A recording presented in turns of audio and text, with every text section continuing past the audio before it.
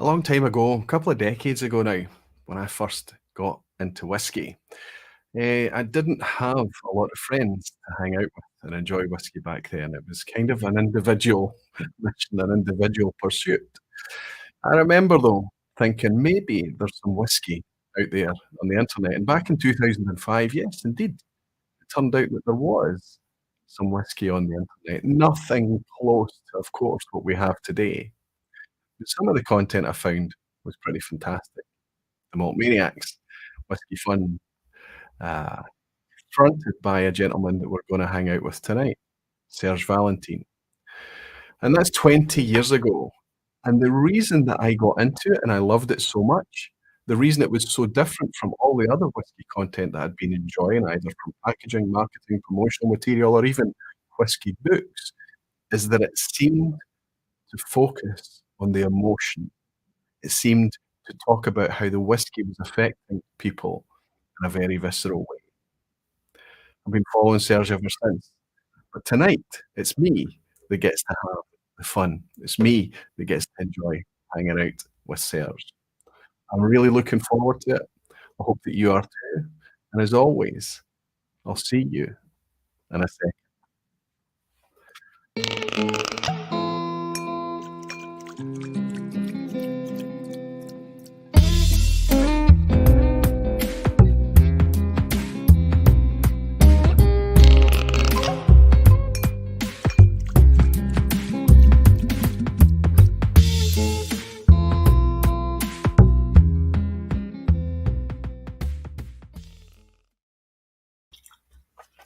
Hello, whiskey folk. Hello, everyone. Welcome to your Thursday night. Welcome to the vPub. A special vPub tonight, or at least I hope it is. It feels special to me. If we talk about having fun in whiskey and we talk about whiskey fun, then maybe tonight it's me that's going to have fun. I've got a guest that I've been looking forward to having on for a long time, and eventually we'll manage to work out that tonight would suit us both very well indeed. I think it would be tough for me to have to introduce Serge Valentin to anyone. Anybody that comes into whiskey, certainly anybody that starts to consume whiskey online, or even in the real world these days, honestly, very, very quickly become exposed to Serge Valentin and the impact that he's had on whiskey. The most amazing thing to me is, though, despite being one of the most recognizable faces in whiskey, is that it is still very much for him a sideline, a hobby, a passion. It is something that, more important than anything, he wants to preserve the fun in everything. I think that comes across, and I hope that that's what's going to come across tonight. I'm not going to keep my guest waiting for too long tonight, so I'm just going to jump into you guys. I'm going to welcome you all in. Once you're settled and everything like that, I'll take care of a couple of bits of quick housekeeping, some announcements for upcoming things, and we'll jump straight into it. I've got some topics, some discussional topics that we'll go through with Serge, talk about the beginnings, the middle, and the future. And I've also got some questions that I've harvested from Patreon supporters as well. I hope it's going to be an enjoyable wee night. I hope you've got something in the glass, and I hope you've got your feet up and you're sitting comfortably. Let's jump in and welcome some of you beautiful whiskey folk and dedicated barflies. How are we all? Good to see you this evening. Bruno Martins from Portugal is here. Bruno, good to see you, my friend. He's saying Serge means a lot for a lot of us. Glad to be here tonight. I'm glad to have you, Bruno. How are things over in Portugal, my friend? I'm glad you're enjoying and you're looking forward to tonight. Gerben is here. Gerben from the Netherlands. Gerben Blocker. He's saying, I'm so looking forward to your quest. Good to have you in, Gerben, as always, my friend. Tim Pels is saying, evening, Roy. Malt Maniacs and particularly Malt Madness were my educators. Oh, and early Ralphie too. So influential as you are too now. Cheers. Thank you very much, Tim. And I think it's been fantastic to have these people out there. I wonder how often these people, way back in the day, especially Malt Madness and people like that, were. So that's Johannes van den Heuvel, is it? Sorry if I've pronounced his name wrong, Johannes. And the team, the people behind the Malt Maniacs back in the day. I wonder if they realise just how much of a legacy they've left. We might find that out tonight. Reb Mordecai is saying, good evening, Roy. Good to have you, Reb. I hope you're keeping well, my friend, and I hope you're keeping safe out there. Things are going well with you. Gordon Fraser is saying, hello, Captain. Hope you're doing okay. I'm doing well. All the better for seeing you, Gordon. Wonderful to have you. And how's the weather up in Skye? Max Kreitner in Austria saying, good evening, my friend. This has been a long time coming. Thanks for making it possible. Max, wonderful to have you here to share it with you, buddy. David Brody out there at Bunnahabhain and Isla saying, Roy, hello, but cheerio. Love to all the whiskey pals I've seen recently. I'll catch up, but for the moment, slancha. In that case, David, thank you for dropping in to say hello and welcome. And thanks for picking it up on the replay, buddy. I hope you're doing well. Good to see you, David. Jean Kelly saying, cheers, Aquavite. Roy, Serge, and all fine whiskey folk with the countdown to Glasgow Whisky Festival underway. I'm looking forward to meeting as many whiskey wanderers as possible. Fantastic, Jean. We're looking forward to welcoming you here. Fernando saying, hello, evening, Roy, Aquavite, and dear Barflies. Missed you these last 2 weeks. Feels good to be here with you all.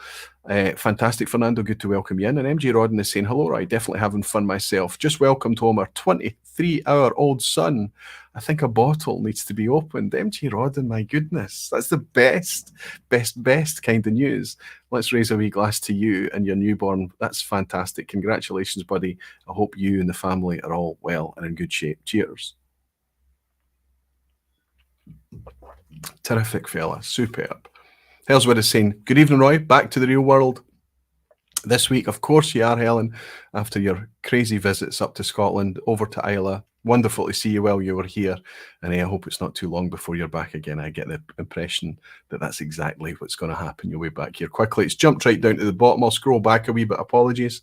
Arnie is in. Doodle the Dram. He's saying, good evening. Aquavite, strapping in for this fun tonight with a North Star, Ben Nevis in my glass. Who'd have thought Thursdays would turn into the best weekdays? Good to have you, Arnie. I hope you're keeping well, my friend. Drinks whiskey. He's saying, evening, Barfly, Aquavite and Barflies. Looking forward to this evening. Good to have you in, fella. I hope you're doing very, very well. I need to get you and everyone else's profiles up to date on the OSWAs, the Online Scotch Whisky Awards. It's been just a really intense time recently, and I'm delinquent with a lot of you. If you're contributing towards the OSWAs and your profile isn't on the OSWA homepage right now, know that it's fully my fault. I'm on it. Whiskey Games Matt Bishop is saying, hi, Roy, just submitted a last-minute question on Patreon. Oh, I might be able to get it, Matt. I've dragged most of them in now, buddy. It was a wee bit last minute. Let's see what we can do. Evening, Aquavite. Managed to drop in live for once, says Max. Good to see you, Max. Good to welcome you here live. Bedtime shortly, but we'll catch replay tomorrow. Thanks, Max. It's nice of you to drop in. David Evans is saying, evening, Aquavite. New Daft Mills out, and I've got FOMO. Okay. The Daft Mills seem to be hanging about a wee bit longer right now. A wee bit longer than usual. £105, remember? 12-year-old whiskey, usually around 12 years. George Ellis saying, Aquavite, hello, Roy. Loved the video episode of the Dram Face podcast. Glad you enjoyed that, George. It's done really well. I think YouTube are promoting us over there, so it was always an audio podcast we did with Dram Face. Now we've done a video podcast of the same. It doesn't jeopardize the audio podcast in any way. It'll still go out through the audio outlets. Nothing's changed for you, but we've also decided that we've got the YouTube channel there, so it takes a bit longer to edit, of course, but we'll try to release the Dramface podcast on video now too. If you head over to Dramface on YouTube, you can catch the latest Dramface podcast on video for the first time ever. Glad you enjoyed it, George. And Bob Sander is saying, hi, Whiskey Pals and Aquavite. Made it back to watch it live after visiting my wife in the hospital, who's recovering from some spinal surgery. Glen Scotia, 7 in the glass. Looking forward to tonight. Bob Sander, here's to your wife and her speedy recovery, my friend, and hope you're enjoying that wee Glen Scotia to relax. Cheers, Bob. Lachlan Mackenzie's celebrating being a member of the Barflies for 4 months. How time flies, he's saying. Pardon the pun. We will pardon the pun, Lachlan. Good to have you in, buddy. And Alistair Gray's celebrating being a member of the Barflies for 55 months. So Alistair Gray and Lachlan Mackenzie being Barflies, they've signed up to the YouTube membership support, and what that does is keep YouTube completely ad-free. Aquavite, any content on the channel now is ad-free. It's paid for by you guys. And in return, you get your little channel emojis, whiskey-themed emojis and things like that for the live chat and the comment section. Thank you for your support, everyone. Jimmy Legg is saying, genuinely excited for this, Roy. Serge is a whiskey hero, and his writing is beautiful to read. My dictionary is always at hand. It's absolutely the vocabulary that's there.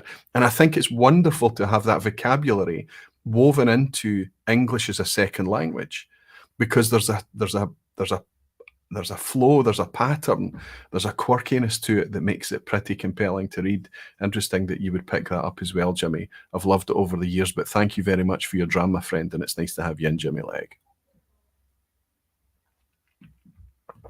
Right, let's get on with things. Let's try to be quite neat tonight. I want this to be about Serge, about the discussion and about your questions, and as much interaction as I can. It's always tricky when I've got a guest, but I'll do what I can to keep my eye on the chat.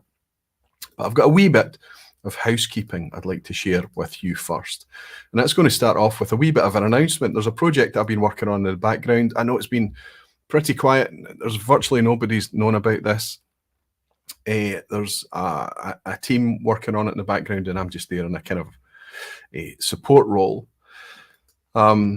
But there's a new festival coming in March next year, and I want to share it with everyone and just let you know what's happening there.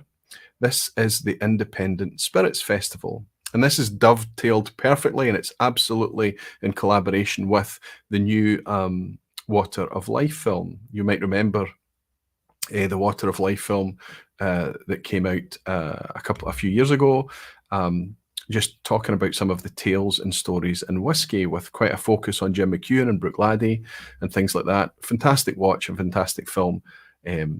They followed that up immediately when they realized just how many whiskey stories there were to be discovered and told. And one of the most compelling things that the team found was the stories of how independent bottlers and how independent bottling had significantly affected the whiskey scene, specifically the Scotch whiskey scene, over the years. So they started to make a documentary on that topic, but there was so much content that they've now morphed it into a docu-series. I believe it's now a 4-part series, and that's going to be launched in March next year. When they were searching for the right event to launch it, they realised that wouldn't a whiskey festival be a fantastic thing to do it with? That seemed like a good idea. So that's happening now. It's being realised. If you go over to the website, you'll be able to see the concept. And that is a whiskey festival that is fully dedicated to independent bottlers in Scotland. Now, we've got Indie Love Fest down in the northeast of England. That's been going for a couple of years now, that they've already worked out that this could be a fantastic thing to do. But this one is obviously coming up much earlier in the year, and in Leith, just outside of Edinburgh, or in Edinburgh, in March next year. I'll be able to share with you now some of the exhibitors that I've confirmed so far. These are coming in fast right now. We're already up to 30 exhibitors that are confirmed. I'll just leave this tile up on screen for a few seconds to let you know. As you can see, some of the most familiar, well-known independent bottlers are already signed up. We've got Cadenhead's Carnmore, we've got Adelphi Selection Elixir, we've got Gordon MacPhail, Little Brown Dog, Lady of the Glen, we've got Decadent Drinks, Dramore, everyone. There's some more here as well that you'll pick up. We've got Woodrose and Watt Whisky, we've got the Thompson Brothers, North Star Spirits, Scotch Malt Whisky Society, Master of Malts. They're all going to be participating in this festival, and I'm really excited to be part of it and looking forward to seeing what we can do next year. However, for you guys, for Barflies, for beautiful whiskey folk, for my community, there is only 220 tickets to see the film from 12 o'clock through the day and then participate in the festival later, and then about 200 tickets, 220 or something like that, to participate in the festival itself without the viewing. Everyone gets to stream the movie at home, but if you want to come and see it as part of the day's festivities, there's a 2-tier ticket system. So there's not a lot of tickets here. Please act quickly. I would love to see as many of you guys there as possible. That would be amazing. If you're looking to pick up a ticket for this event, it's in March 15th at Leith Theatre in Leith, Edinburgh next year. If you head over to independentspirits.co.uk, you can find out most of what you need to know. You can look at all the exhibitors. You can figure out how to pick up tickets. You just click on the link to buy tickets. You can buy tickets right now. It would be amazing to welcome you in Leith. Really looking forward to it. Also, we've only got 3 days left of the online Scotch Whisky Awards at midnight on Sunday. Wherever you live, wherever you are in the world, at midnight your time, the votes will close, the polling will close for you. So you've got about 3.5 days left now to get your votes in. As I can look and tell you how many people have participated so far if you want some live, up-to-date information. Oh, wow. Okay. We're just about to breach 4,000 registered voters. So I think last year we managed to hit 4,500.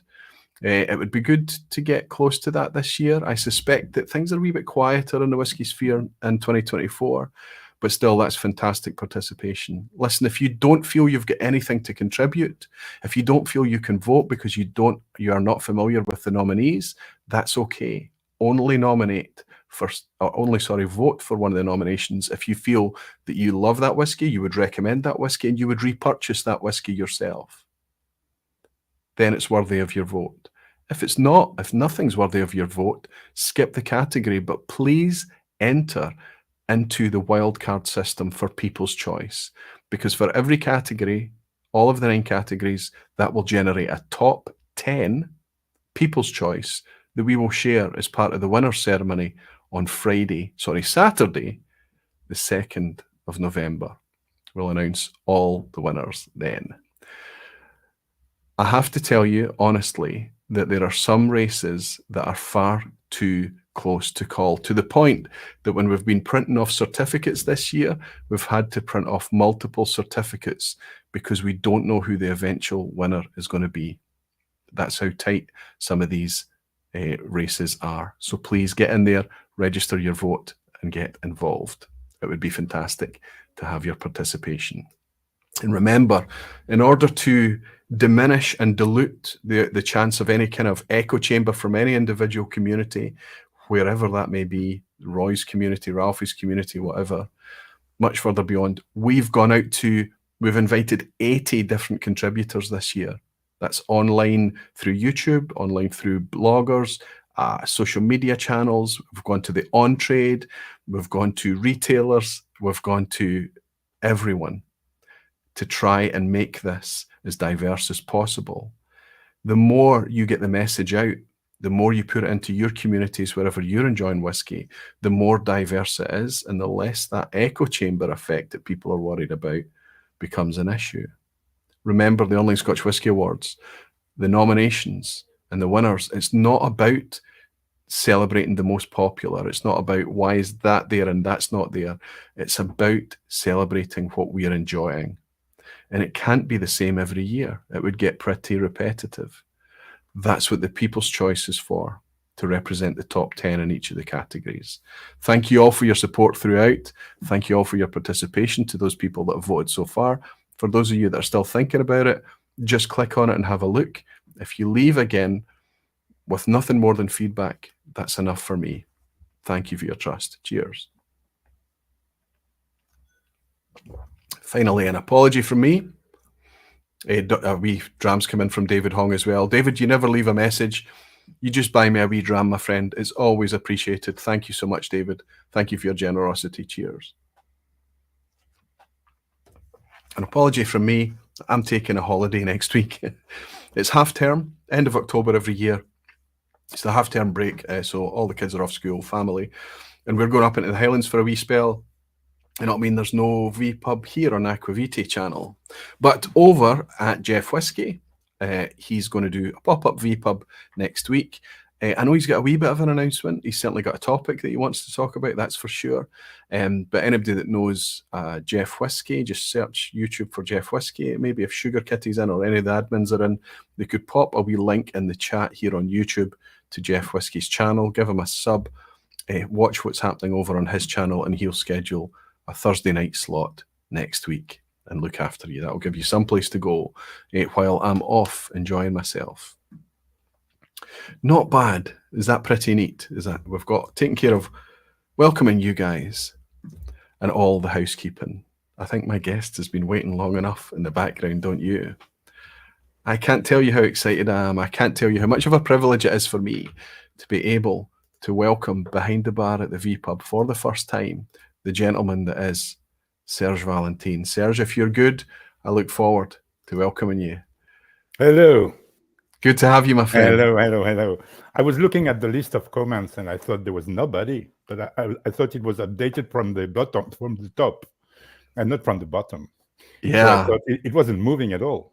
but actually because I was at the top, Anyway, cheers, You've everyone. got 362 people Yeah, in at the yeah, moment, yeah, Serge. And now that yeah. you've appeared, it'll only increase, right? Welcome to the vPub, my friend. Fantastic to My have you here. pleasure.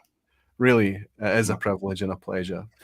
I kind of started the introduction tonight talking about something, and every interview that I read about you, every kind of thing I looked into, every time I kind of looked into the Whiskyfun vibe.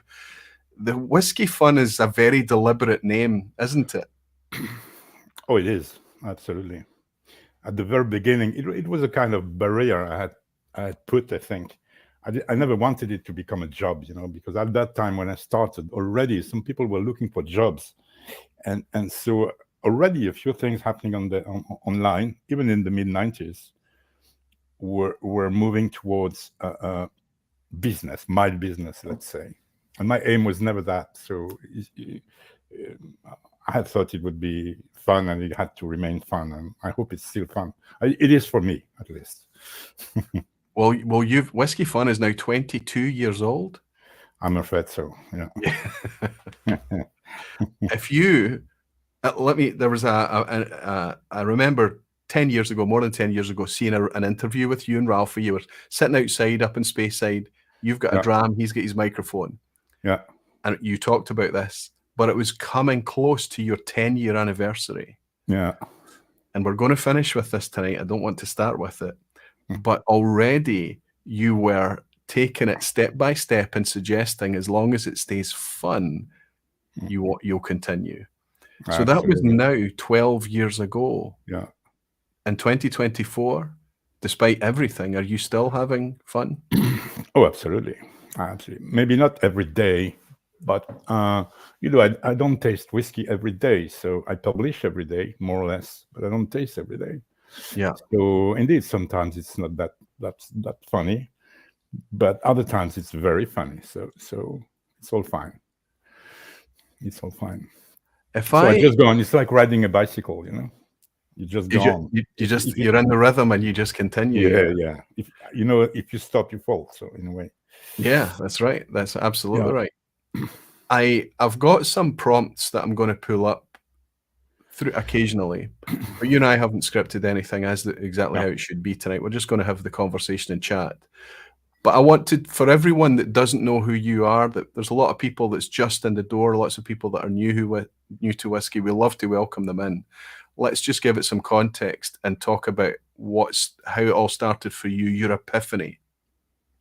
I might know the answers to this, but when, what, and where for whiskey for you? Can you remember? Well, in France, at least, whiskey has always been something pretty rock and roll first, and second, it was the drink of the liberators, right? My parents and my grandparents used to drink French spirits. They would have never drunk any foreign spirit. Yeah. But the soldiers, when they liberated us, especially us in Alsace, where I live, which is very close to the German border, these people were bringing whiskey with them, bourbon, Scotch whiskey, whatever. And that's how my ancestors started to drink a little whiskey. And so it was very cool. It was a new world, but it was very positive because it was the liberators. And then you had rock and roll and jazz and everything. So it's all related to that. It's very cultural. I don't think it's the taste.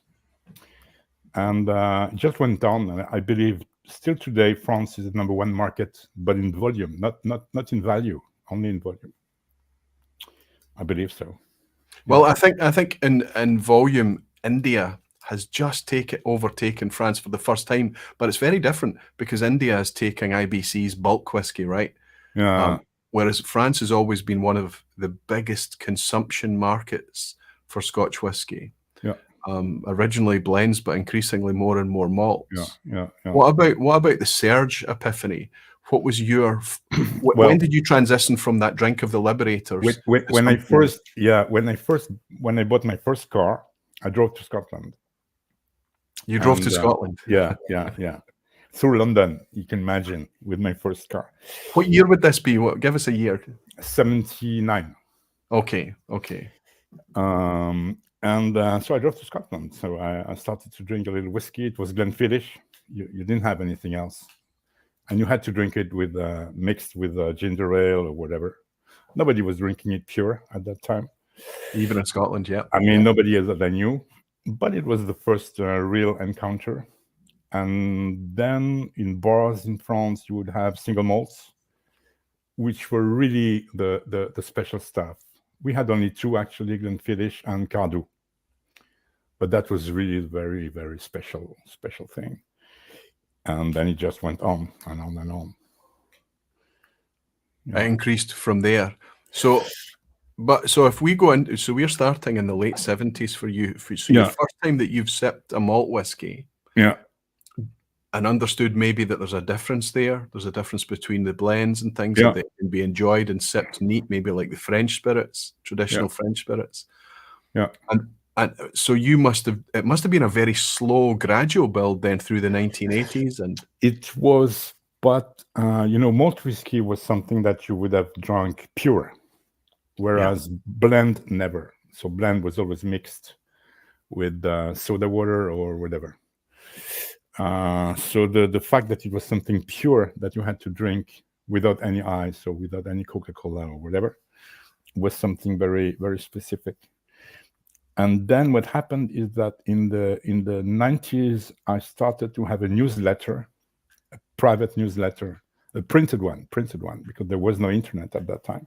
This is fascinating. That I used to mail to my friends, So around 100 people. It was Xeroxed. And and I typed some, not only about whiskey, of course, not about wine, about anything. And I started to send them. And then in the mid-90s came the internet. Yeah. And that's how it started. But it really started with the internet. Yeah. So, I mean, that's almost, you're preempting my prompt here, because, what, the Malt Maniacs are mid-90s, right? Yeah. That's the start of the internet. People realizing what the internet how it could empower their enjoyment of whiskey, maybe in that very specific whiskey context. You were a little later than that, but one of the things I wanted to ask you, what were you doing in order to?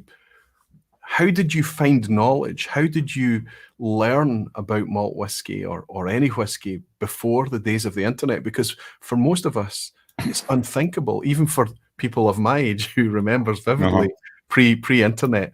It's still difficult to remember what our life was like before then. Well, you already had books. You had Michael Jackson, the first books by Michael Jackson. Michael Jackson was really the shining star. Yes. It's him who taught us how to use, how do you score whiskey, that you have to use a scale, etc., etc. And you had other books. You had Derek Cooper, you had N.S. MacDonald, you had a lot of books. And these books are fantastic, even books from before the war, the Second World War. Professor Sainsbury, and then you had, I can't remember the other names, but you could find these books. The Schweppes Guide. Do you know the Schweppes Guide? Yes, the famous Schweppes Guide. Very good. Yeah, very good. And very accessible, right? Very. Now, if you read this book, you find a lot of mistakes. But back then, it didn't matter. Back then you couldn't tell, and nobody was caring. Yeah, that's absolutely right. And I'm sure that even modern books still carry a little bit of repeated mistakes, and kind of it's just the nature of it. But through the community, because we can all come together, we start to discover what is a mistake and things. It's all fine. We have to understand how these things existed in the context of the time. Yeah. So you're reading books. Yeah. Is that your companion, or did you have whiskey friends back in the day? Not many. A few, indeed. A few, but those were people who used to travel to Scotland, or who had married a Scottish wife, or you had to have a relation to Scotland. But then when the internet it really exploded, because you had some forums very quickly, Usenet, Yahoo groups, many forums. So communities had already started to build very quickly. Yeah. Because the internet was a matter of people in universities or IT people, so they were very prompt to use the tool and to gather around themes such as whiskey, but not only whiskey, anything, motorbikes, whatever, wine, animals, cats, just as today. Same today, yeah. But less politics. Yeah, back then the naivety of it would have been it's probably quite refreshing to step back. Yeah. But what about getting a hold of whiskey? I mean, surely by the mid-90s, the dawn of the internet, there must have been more than Glenfiddich and Cardew available at that point. Well, yeah, mid-90s, yeah, of course. You already had the Italians, so we were driving to Italy. Italy was the seminal market. Everybody was happening in Italy. So actually, my place is not very far from Milano, so you just have to cross the Alps. And so we were driving to Italy and plundering the little shops, because all the little shops still had a lot of whiskey. Pizzerias, bodega, just small shops. It was amazing and very cheap.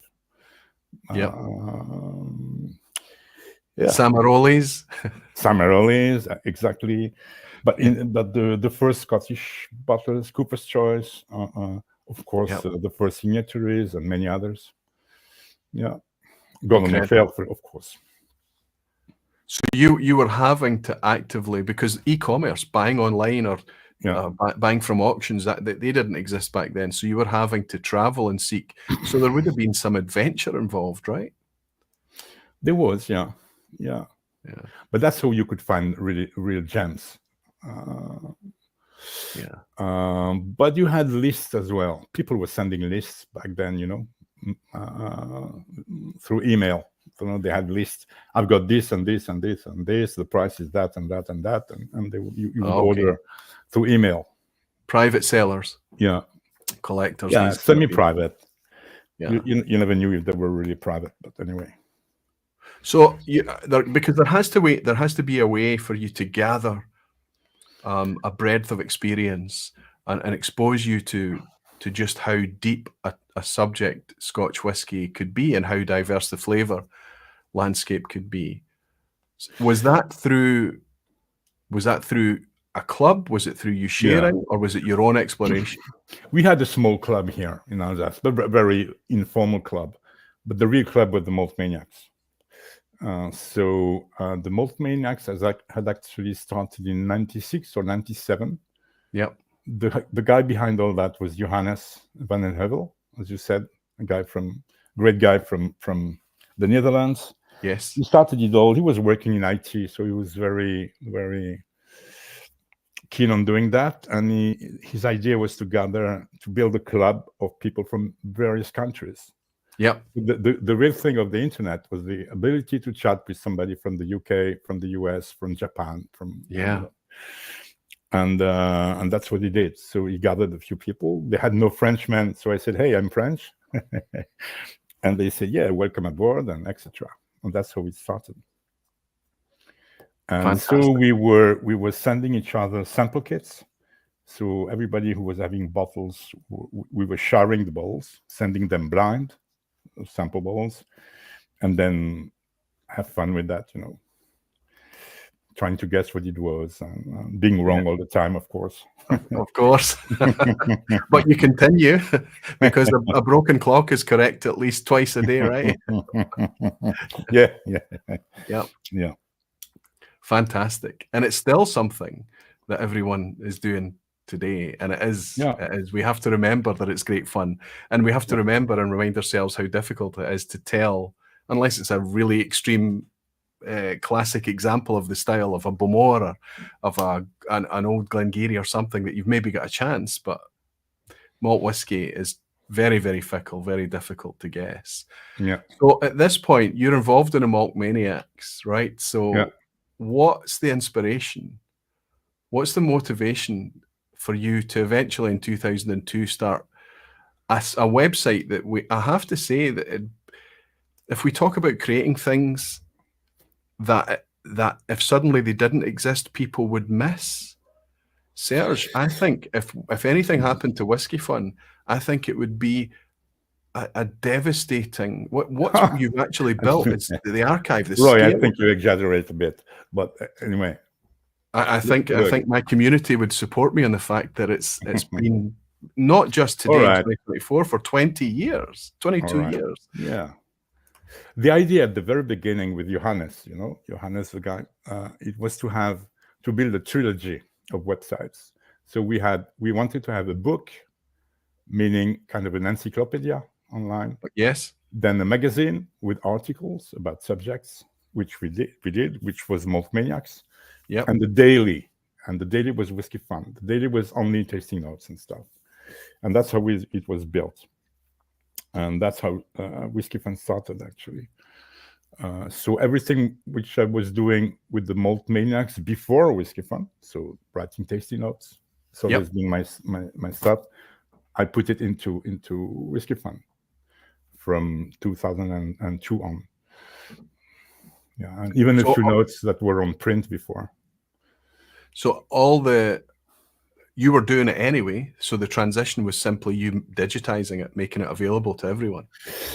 Yeah, well, on print it wasn't the same thing. It was just a few from time to time. No, nothing comparable. Okay. Actually, no.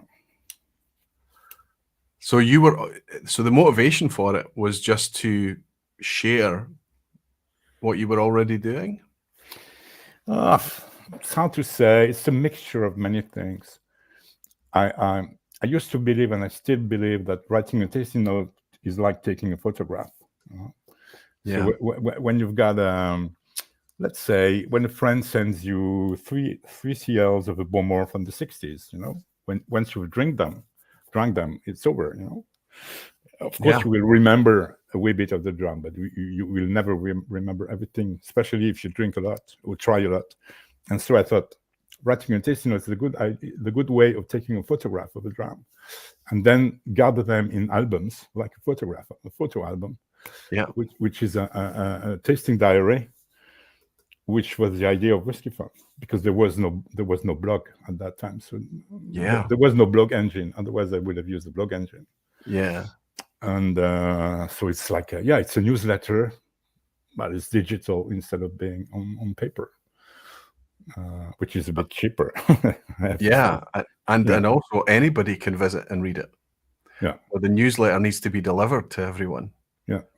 Fantastic. Yeah. Huge shift. Hakan has bought us a wee dram. Serge, he's saying, Roy, please give one of the 2 tickets for the November festival to someone that wants one. Hakan has now got a spare ticket for the Glasgow festival. It's sold out in about 9 minutes this year.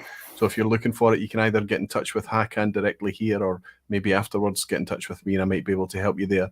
Thank you very much, Hakan, for your generous dram. And Stevie O has also bought us a generous dram and said, thanks so much for arranging Serge to join us all. I'm in awe. What a legend. Stevie O, you're a bit of a legend yourself, my friend. Thank you very much for your super generous dram, and cheers to you and your health and my friend Hakan. Cheers.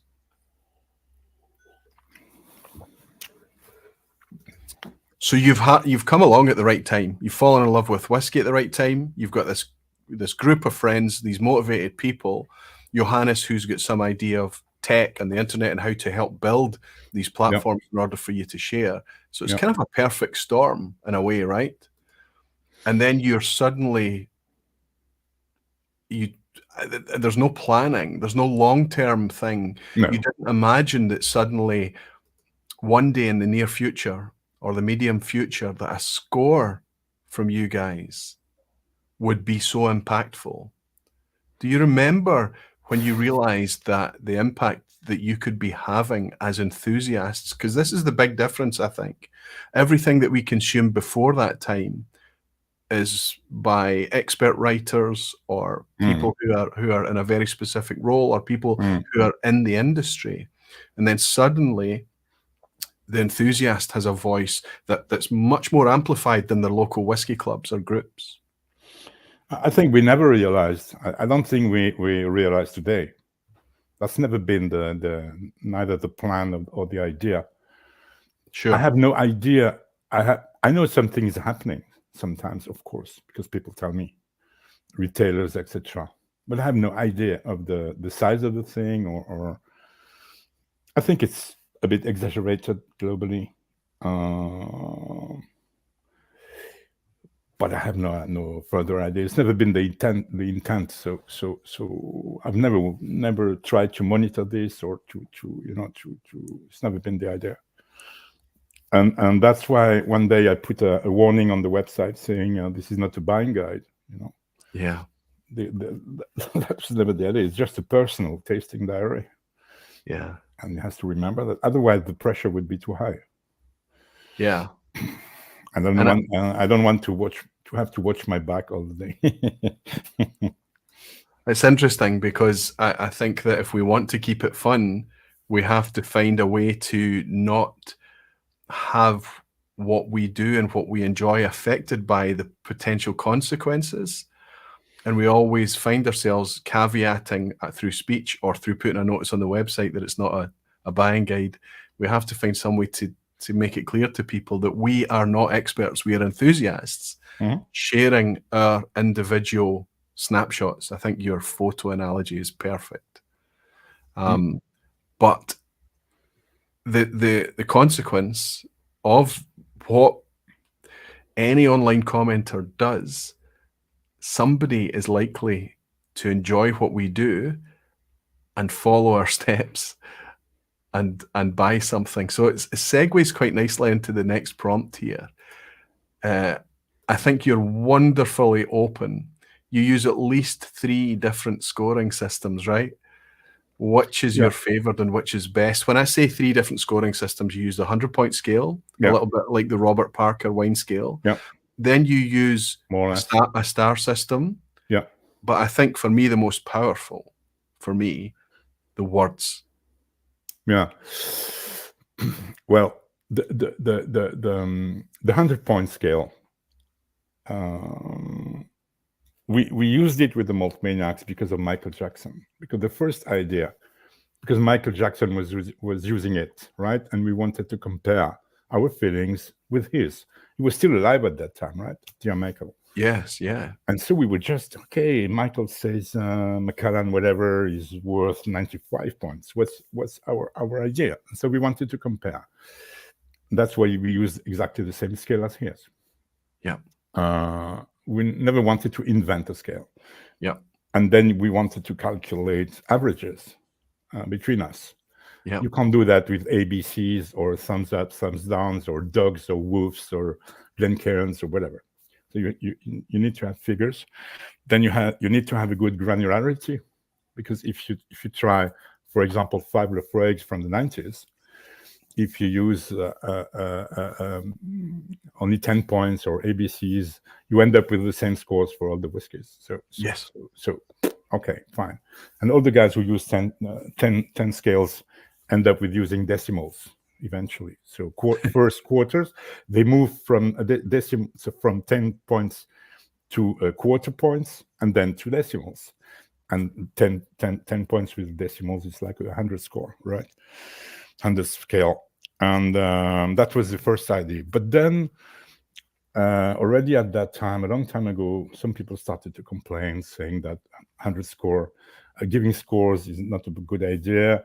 And that 100 point is pretentious in a way. And so at some point I decided to put stars as well, so that people who get fed up with the 100-point score could use the stars instead. That was the only aim, right? Yep. There was no aim at all other than that. But I think it's... Explain also that Tyree Kai is in. Good to see you, Tyree. He's also reminding us of the SGP. Explain the SGP score. Yeah, the SGP is meant. I know it doesn't work too well because people don't.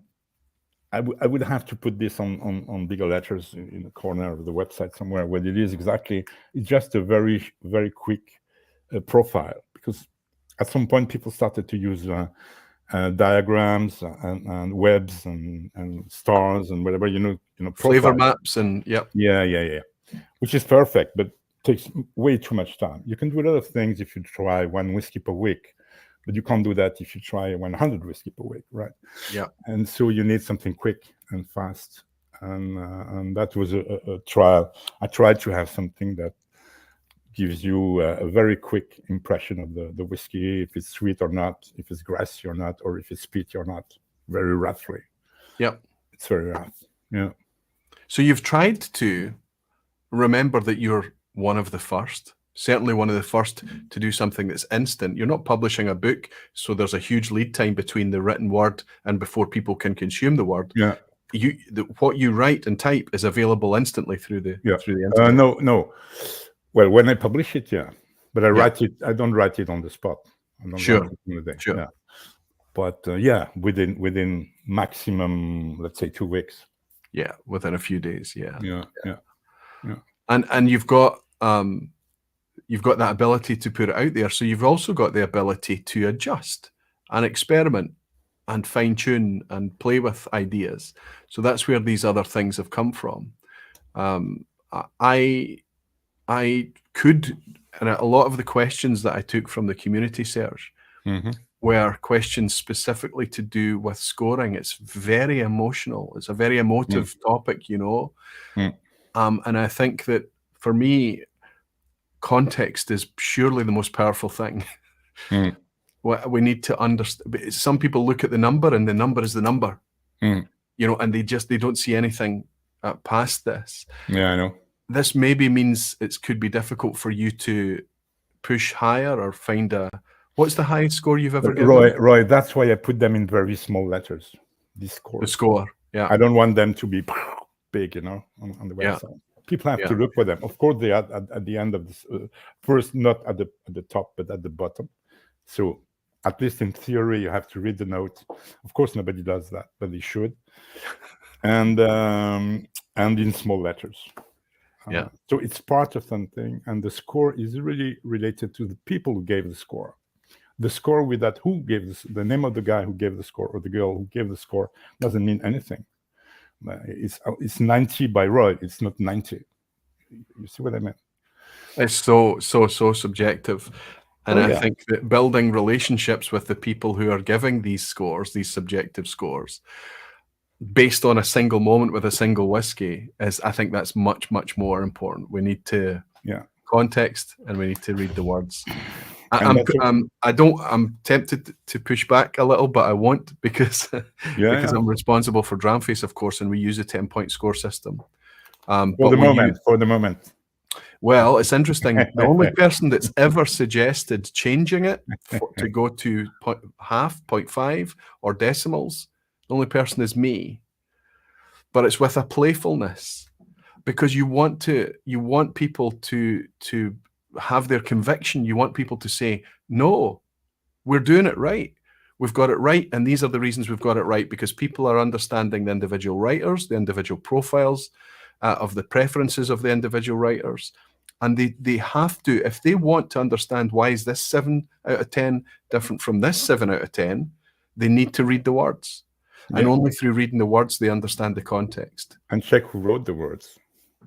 Exactly. But we spent a lot of energy and time with the Malt Maniacs on this subject, because we calculated averages, right? So we were having what we used to call the matrix, which was having average scores for many whiskies. And so depending on who tried the whiskies, you would have a lot of differences between the scores, and they weren't very consistent. And so we worked a lot on that. But we had some guys who, dear guy from America, he's dead now, poor Peter. But he was always scoring very low. And so we were trying for him not to have the whiskey in his glass, because we knew that it would lower the average score. The average, yeah. And other guys, it was exactly the opposite. Yeah. Well, we find it doesn't matter who you speak to. Not only is it the personality and their opinion and where they are on their journey. People that are early tend to score higher, and people that have been around a long time start to score lower.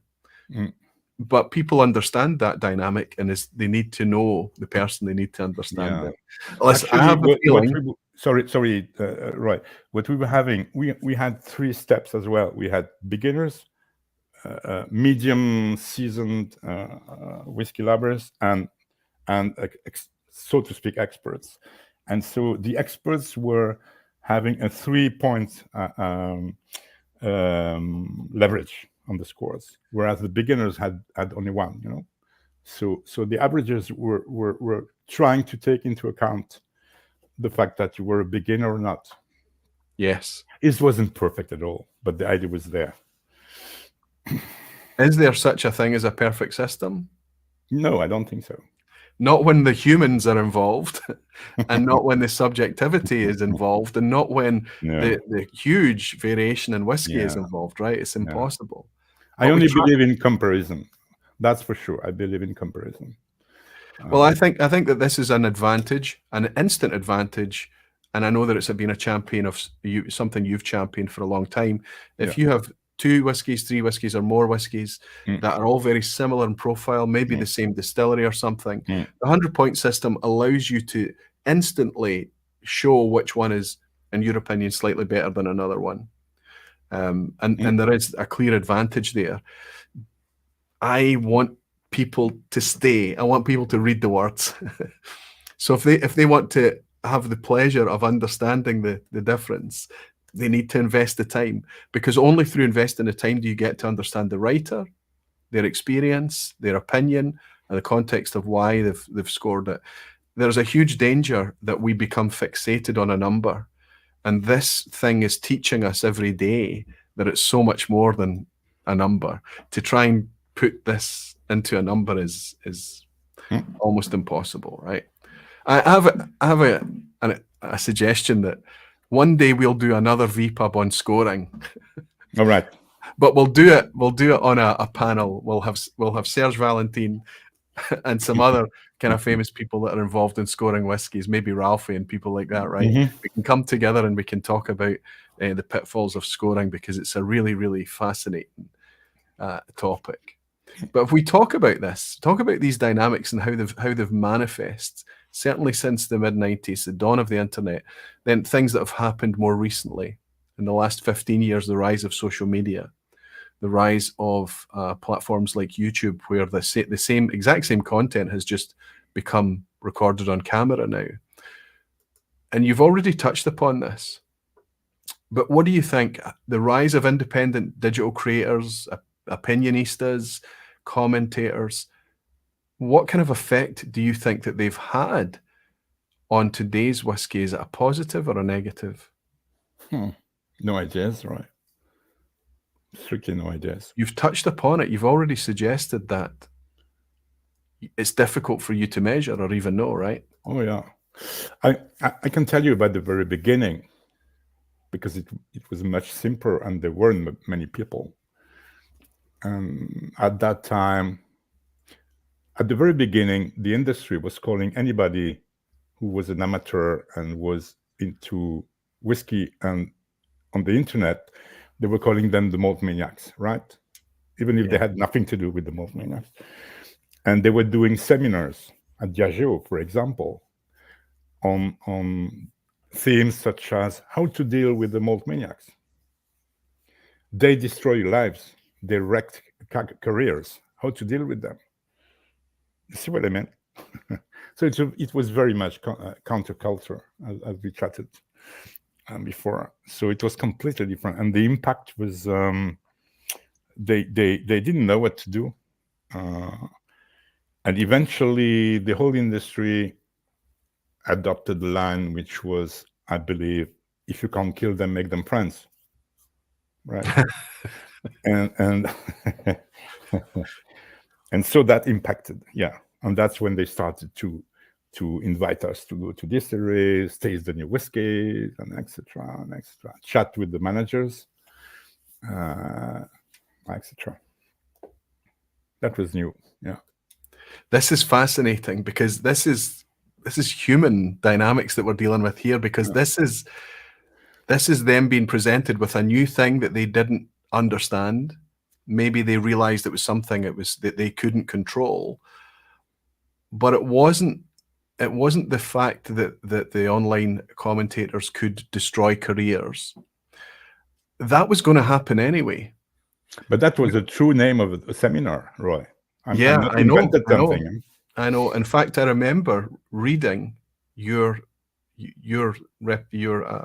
story about this very thing. Mm. But what they were able to see through the digital interface was the industry was able to access for the first time the true reaction of their products in the marketplace, and not something that was filtered through an agency.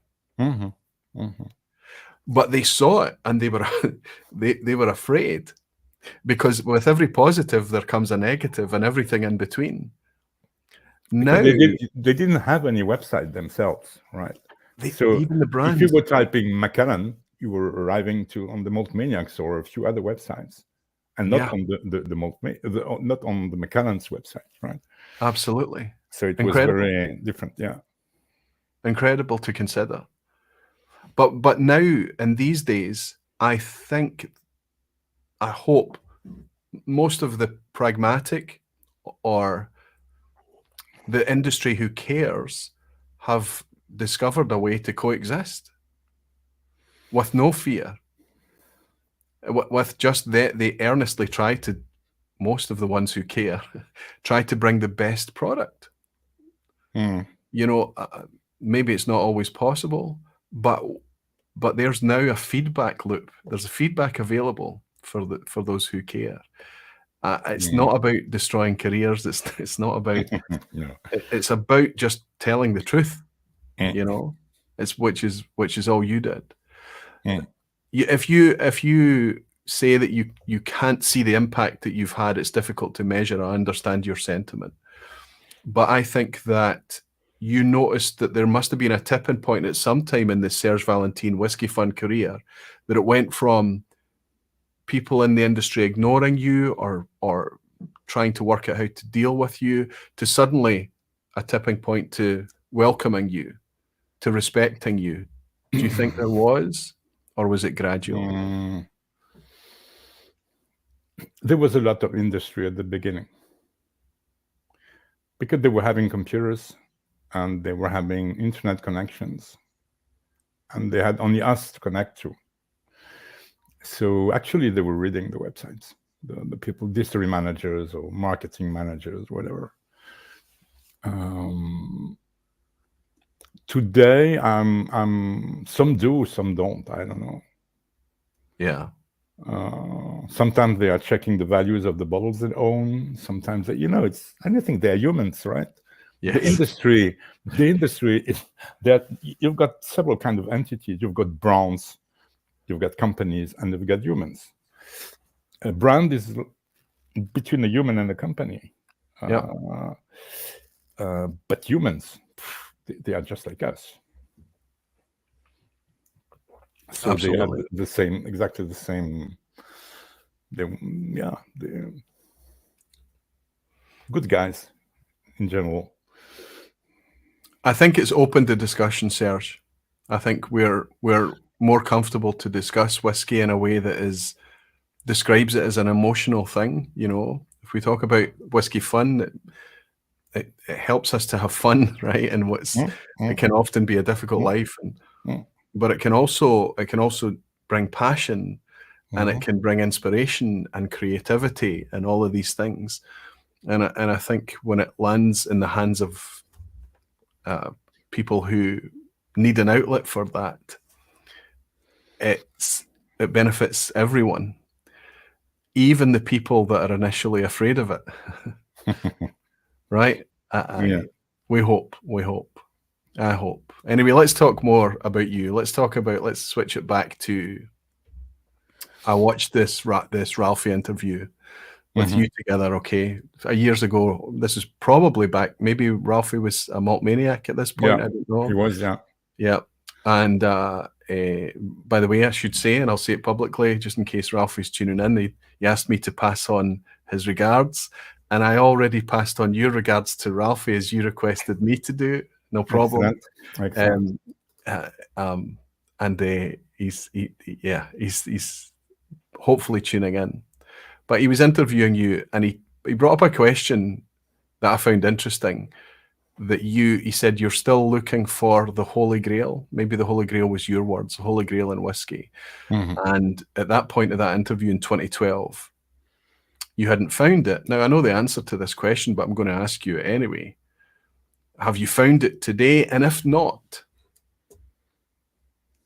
what's come closest? Yeah, that's the good question.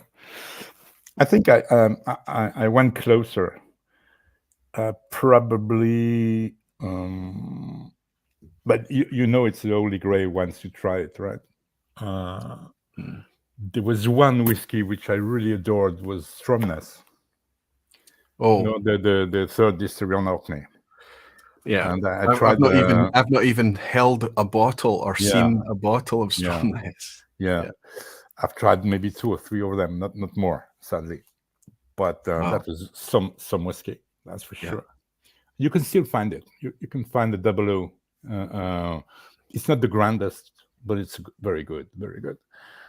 And the other one was the Malt Mill. Malt Mill. Oh, Malt wow. Mill. Yeah, it was. You know, there was only one bottling of Malt Mill. It was a miniature done by James MacArthur a few years back. He did only 6 miniatures from a sample bottle that was bought on Isla from a worker who used to work at Lagavulin. And so it's a bit shady. Nobody's 100% sure that it's genuine, but the story is legit. Everything sounds fine. So it was James MacArthur did a bottling for the members of the Scotch Mini Club or something like that. I can't remember exactly the name. Collectors of miniatures. And so there were 6 malt mills for these guys, for the president and the members of the board, and etc. Wow. And one of these went on auction a few years back, and a friend of mine, Emmanuel, bought one. And so we shared it. We tried it. And so there's only 5 left. If the 5 of them are still alive, I don't know. I'm not sure. And yeah, it was good, but that was more a fantasy.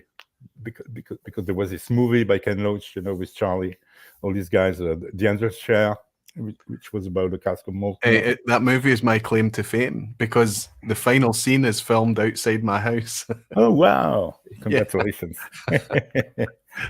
that's as close as I'll get. But yeah, it's an incredible movie about Glasgow and life absolutely. in Glasgow and whiskey, and Malt Mill is at the center of this. Absolutely, yeah.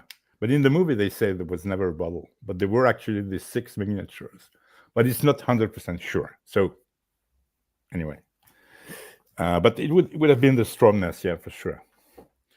But with the Malt Mill, it's so much to do with the ceremony, the privilege, the you know how scarce a thing it is, and it's the scarcity of that can never be repaired. It can never be fixed. It's gone. Wow. No. I never knew that. Especially since the ones they have at Diageo are not Malt Mill. Because the very last Malt Mill, they were made at Lagavulin. Yeah. That's even trickier. So in the 60s, 1960, for example, was made at Lagavulin, not at Malt Mill. Yeah. Which was within Lagavulin, of course, but it was made on the Lagavulin stills with the Malt Mill specifications. Anyway. So that means that the clear bottle that they have on display at the distillery Lagavulin could be Lagavulin. Yeah. Oh, it is. It is. Yeah. Super, super interesting. Really interesting.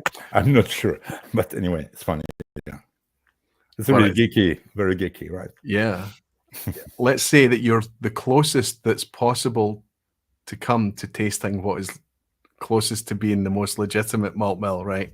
That in itself is a good story. Yeah.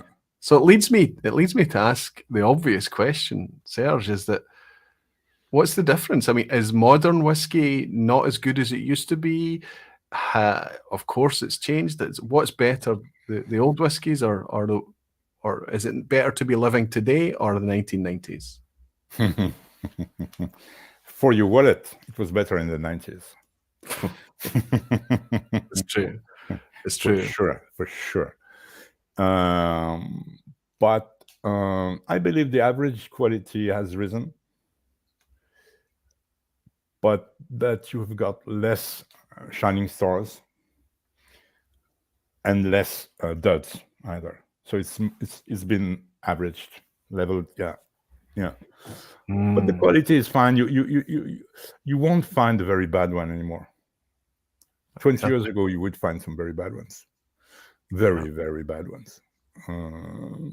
And you only discover they're bad once you've bought them and opened them, right? Yeah. Back in the early days. Yeah, but they were cheap, so it wasn't a problem. Yeah, yeah. But it wasn't a big problem. So, and then it depends if you're talking about whiskey worldwide or only Scotch whiskey or those things. It's changing a lot. But I think it's temporary. It's going to change again with the whiskey law, the new whiskey law. So it's already starting to change. Age is going up, price is going down. Yes. Not yet, but it's coming. And so it's going to be a new era, probably different.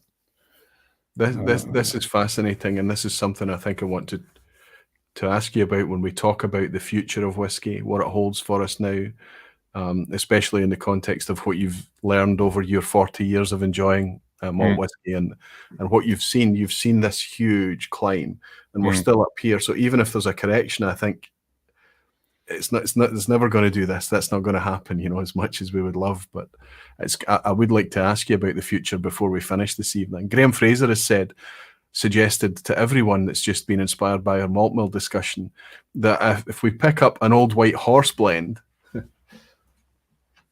actually maybe something of this vintage or older, then maybe we can fantasize that there's a chance that there can be some malt mill included in the blend. In right? theory, the blend where you were having more malt mill was Mackey's Ancient Brand or Mackey's Ancient Blend, which was, it was a bottle shaped like the bottle of Logan. Logan was so to speak, a premium kind of premium white horse, right? It was a square bottle, with kind of cracks on it. And with the same bottle, they did Mackey's Ancient Brand or Ancient Blend, depending on if it was the American market or European market. Many of them were sporting spring caps, and this is said to be to harbor malt mill. But there's no proof. There's no proof. Even Diageo hasn't got the proofs. That's for sure. So maybe somebody else have them, but I don't know. It's the fantasy of it, right? Lowlander is asking if there's a Lowlander. Sorry, is there a unicorn bottle that you're still seeking even after all these years? No, because I'm making notes about the Mackeys and the Logan and the like everyone else that's watching right now to fix them. Logan, it's a beautiful bottle with the white horse, the horse that is white, the square. Yes. But it's important to buy the old bottles because these brands still exist. So they would have kept the brand for Venezuela or Guatemala or whatever. But it's just a brand, nothing to do with the content of the bottles. Billy Abbott is in, and he's suggesting that maybe Mackey's have some, maybe. Yeah, but that's the one I was mentioning. Mackey's Ancient Brand. It's the closest that we can get to the fantasy of it, right? Cheers, Billy. Cheers, Billy. He's right. Yeah, fantastic. Yeah, we've enjoyed Billy's company on the vPub before. We had some technical issues that evening. I need to get Billy back again. So Lowlander's question, is there still something that you're seeking, a unicorn? Is there something that's escaped your grasp? Surely if you've managed to crack open a bottle of malt mill, albeit a sample, surely can you go any further than that? Is there still something that you're looking for? Many people are talking about Parkmore these days. Yeah. Because people believe there is still some Parkmore in the warehouses, which is completely possible. But I don't know if Parkmore was good. So is Parkmore owned, the warehousing's owned by Grants, is that? Yeah, exactly. Yeah. But some whiskey from Parkmore is said to still exist in warehouses. Wow. But I'm not sure it was a good one. Then you've got many brands, many Dalaruan and Grand Chali or Auchtermuchte or whatever Murti. Sometimes I don't know. I don't even know how you pronounce them. Yeah. Funny names. Grange. I think it was grain, and many others. But that's more for historians, I suppose. Do you encounter fakes often in your travels and in your tasting? Not in the tasting, no, but it happened, yeah. In the travels, of course, yeah. Probably less now because some have been put out of the circuit, but some are being made as we speak, for sure. No question about that. And especially the easy ones. So, but old bottles, only old bottles. Old bottles that you can buy empty bottles on eBay, right? If you buy a bottle of Macallan 30 years old, you stick a new label on it and you put a cheap blend into it. Yeah. Yeah, for sure, it still exists. Yeah. Product of when there's so much money in it, it's a difficult thing. I think that over the course of your 20-odd thousand samples, bottles, whiskies that you've tasted, would you imagine that any of them have you been able to detect, or has some of them been quite obviously fakes, or is that less of a thing now? Because I guess it's sourced from trusted people. Yeah. No, but some were good. Some were very good fakes. Yeah. That's very tricky. They taste good. They look good, and they still taste good, right? For example, Highland Park 1902 by Berry Brothers, right? This is a whiskey that's a proven fake now. 1902. Yeah, Berry Brothers. There were many in the market. I mean, many, hundreds. But the whiskey was very good. So when you were trying the whiskey, you said, this cannot be a fake. It's delicious. It's probably an old blend or something, but very good, very good. So people are saying, this is probably a blend. And you said, no, of course not. I tried it. It's very good. And eventually they analyzed the papers and the glasses, and indeed it was a fake. Yeah. So it's not a proof. A lot of fake Macallans are Glen Urquhart. Glen Urquhart is a blend, fantastic blend by Gordon MacPhail, of course. Yeah. And Glen Urquhart, the problem is that the bottles were the same as the ones for Macallan. So with the silkscreen bottle, that Gordon MacPhail and the red cap, red twist cap. Yep. And so indeed, if you were having many bottles of Glen Urquhart, you would just put the labels away and put Macallan 38 or 34 or whatever instead, relabel, and sell them to, I won't tell you whom, but it's pretty obvious actually. And that happened a lot. The only thing that's I suppose to be enjoyed there is because Glen Urquhart was pretty good in its own right? Exactly. And I'm sure that in Glen Urquhart there was a lot of Macallan. Maybe some better Macallan. It's a superb blend. If you try Glen Urquhart, if you find it, Glen Urquhart. It was for Italy mainly, but brilliant blend. Fantastic. I've got some questions that I've harvested from Patreons, quick fire questions that we're going to run through, Serge. Yeah. But there's a couple coming in from the live chat here now. Ian Bruce is saying, how does Serge feel about the whiskies produced in France now these days? Good question. Depends on which one. You've got in the whole of the distilling part of Europe, meaning what we call Middle Europa or Mitteleuropa in German. Yep. So Switzerland, Austria, Germany, Alsace, Slovakia, whatever. Yes. In all these places, people Northern Italy, people distill a lot of fruit. So they have stills. Yes. So if you use an eau de vie still and you buy some beer from a friend or a brewery or whatever, and you distill it, you make whiskey, right? Yes. But is it really whiskey? That's the question. So that's the difference between a distillery making whiskey and the whiskey distillery. A whiskey distillery is, in my view, is a distillery that's making whiskey with proper whiskey stills.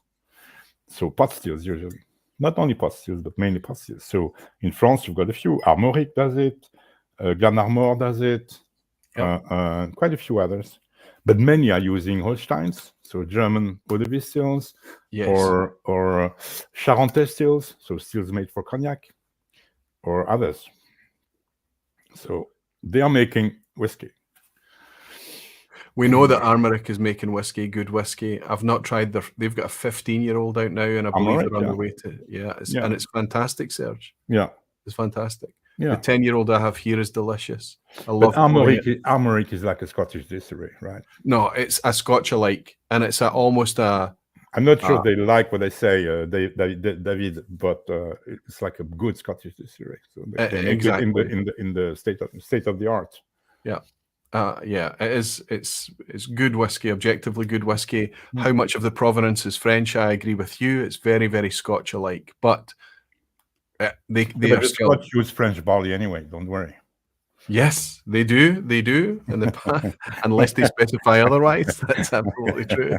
We've got a French guy in. Martin Logan is here from Paris. He's saying, evening, Aquaviti Barflies, and fellow Frenchman Serge. He's saying, I have to go to bed now, but we'll legally watch the replay tomorrow. Martin, thank you for dropping in and saying hello to us. Have a good night. Serge, if you're up for this, what I've done with the patrons is I've put together about a dozen fast fire questions that we can just try. We're trying to milk as much out of Serge Valentin on the vPub, this narrow window of time that we have.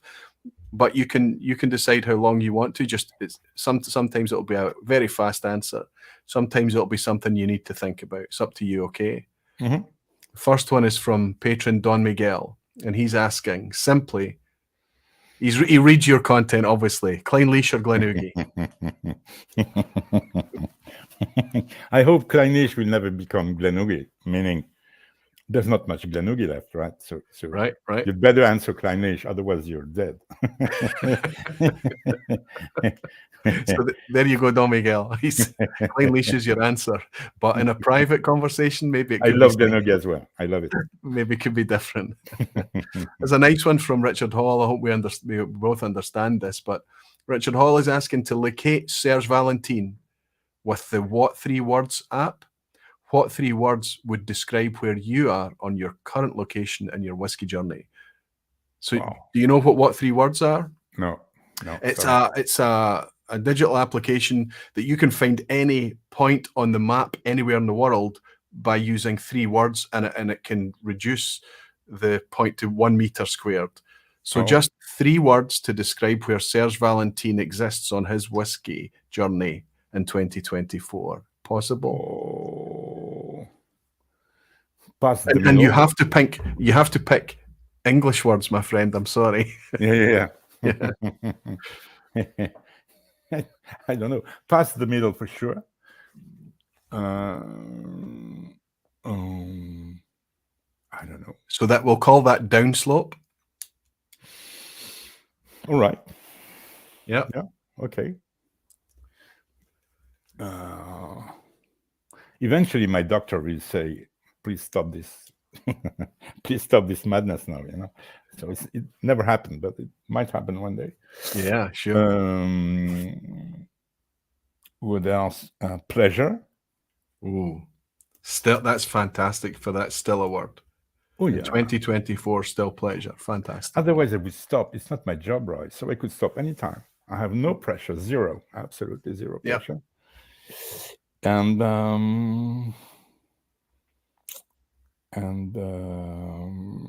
hope. Ooh. That's for all the new distilleries. Oh, that's very, very poignant. I was going to suggest a word, but the word I was going to suggest has just been trumped by hope. That's fantastic. And I think it's going to weave into some discussions that we can have after this, about the future after this session. I'll give you just one example. I got some samples from China, right? Yeah. And I thought, oh my God, do I need to try this, A Chinese malt whiskey? It's called Daikin, right? Yeah. I thought, okay, I've got them and I need to try them, But I had no hopes at all. But actually, it's good. It's like, these ones are like the first cabinets, made with a lot of cask influence, care for the cask, etc. But anyway, good surprise. So this is very good, very nice. And is this 40%, or are they sending you these back? 53. Okay, wow. Wow. It's just an example of hope, you know. So now you can have very good whiskey from many countries. Yeah. In the old days, you would say, all right, whiskey for tourists, you know. Yep. Yep. That you could find in the airports. Some of the whiskies coming to us from Japan, from India, from Ireland, from the USA, from Canada, just whiskey has changed somewhat. Whiskey is not being made to make a brown liquid that's easy to sell. Whiskey is made flavor first, it seems, in the modern sense. And that's changing everyone's perceptions of what's available out there. Scotch needs to be focused on flavor first. It really does. And this brings the quality, of course. I agree. It's amazing the investment that's happening in Asia and in China and in India. It's incredible. So we're on the downslope, we're relaxing, and we have pleasure and hope. Fantastic. So then we'll move on to Adrienne, and Adrienne is asking, will we ever see a decrease in the prices that we've managed to find ourselves in 2024, especially of the 18-year plus age statements? Do you think these are going to become affordable again? Serge, I used to be able to buy an 18-year-old every month. Yeah. But today, every 6 months, if at all. It is already going down. It's going down. It's just we're in the middle of a buffer zone, so the prices are still the old ones. But today they distill more than twice what they sell. Yes.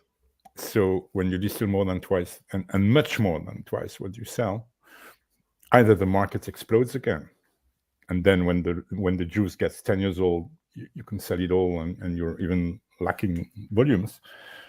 Yeah. Or it does not. And if it does not, you have to lower the prices to sell.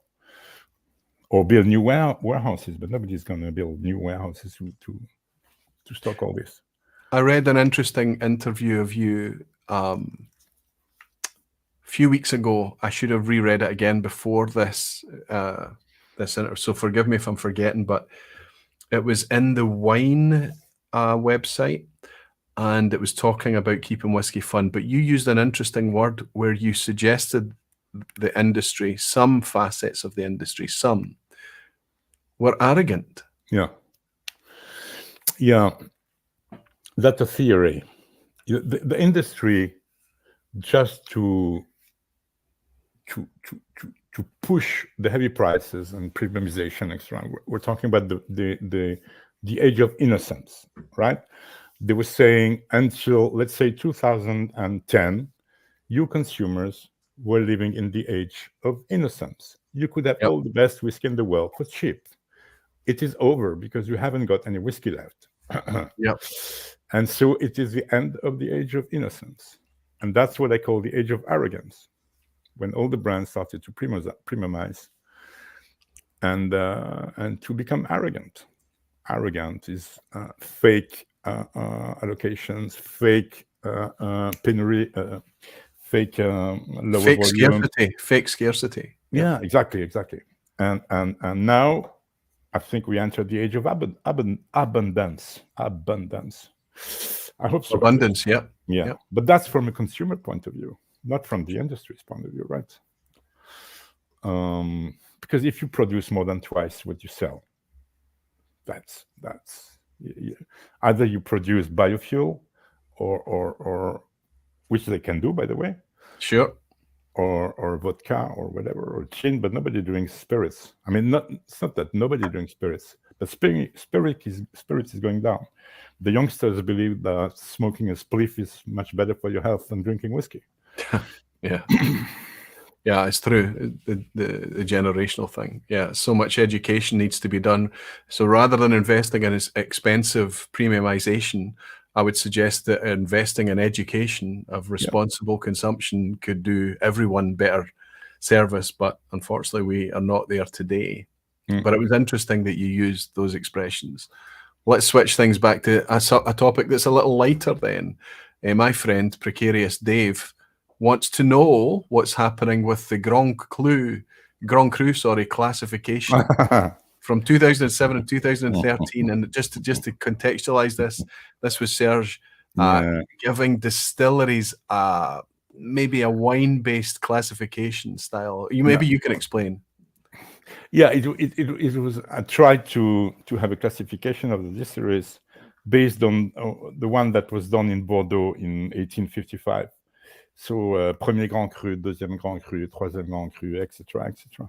So I did it once or twice, but I got so much remarks, and this is not fair, and this is what I don't agree. I do agree, but you have to. But I decided for now not to change it anymore. And when people ask me exactly what this fellow asked me, I answer the classement in Bordeaux hasn't been changed since 1855. So I've got a lot of room. But it's interesting because the concept of this is very similar to what the blenders would have used 50, 60 years ago to classify the distilleries who were trying their hardest to make a very consistent product back in that day. Yeah. And you remember which was the most expensive? Clynelish? Edradour. Edradour. Yeah. Because maybe the scale? Yeah. The price per litre? Yeah. Price per litre? In the 60s. I remember an anecdote from Edrington years ago when they talked about Glenturret being probably one of the most expensive single malts in Scotland because of the scale of Glenturret. The manual mash tun that would have been back then and things like this. The cost of production per litre, interesting. Then we move on to, let's ask Harrow. Harrow, Whiskey Weekend Drama is asking, can you enjoy sulphur or gunpowder notes in a whiskey, and when is it too much? This is a very hot topic, right? Yeah. Sulphur. There's different types of sulphur, right, Serge? Yeah, well, you've got the answer, right? You've got different types of sulphur. You've got the sulphur that comes from the spirit, which is there on purpose. In Mortlach, for example, Pitibay from Dalewain and a few others, Ben Nevis. Or you've got the sulfur that comes from the barrels, from the usually wine barrels. Yes. Where they burn sulfur to keep the barrels. Otherwise they rot. And the sweeter the wine, the faster they rot. So if you use very sweet sherry, for example, PX or others, you need to burn some sulfur, otherwise the barrels get completely moldy very quickly. Yeah. And if you feel that, normally you don't feel that if you steam the barrels, or if you rinse and steam the barrels out perfectly.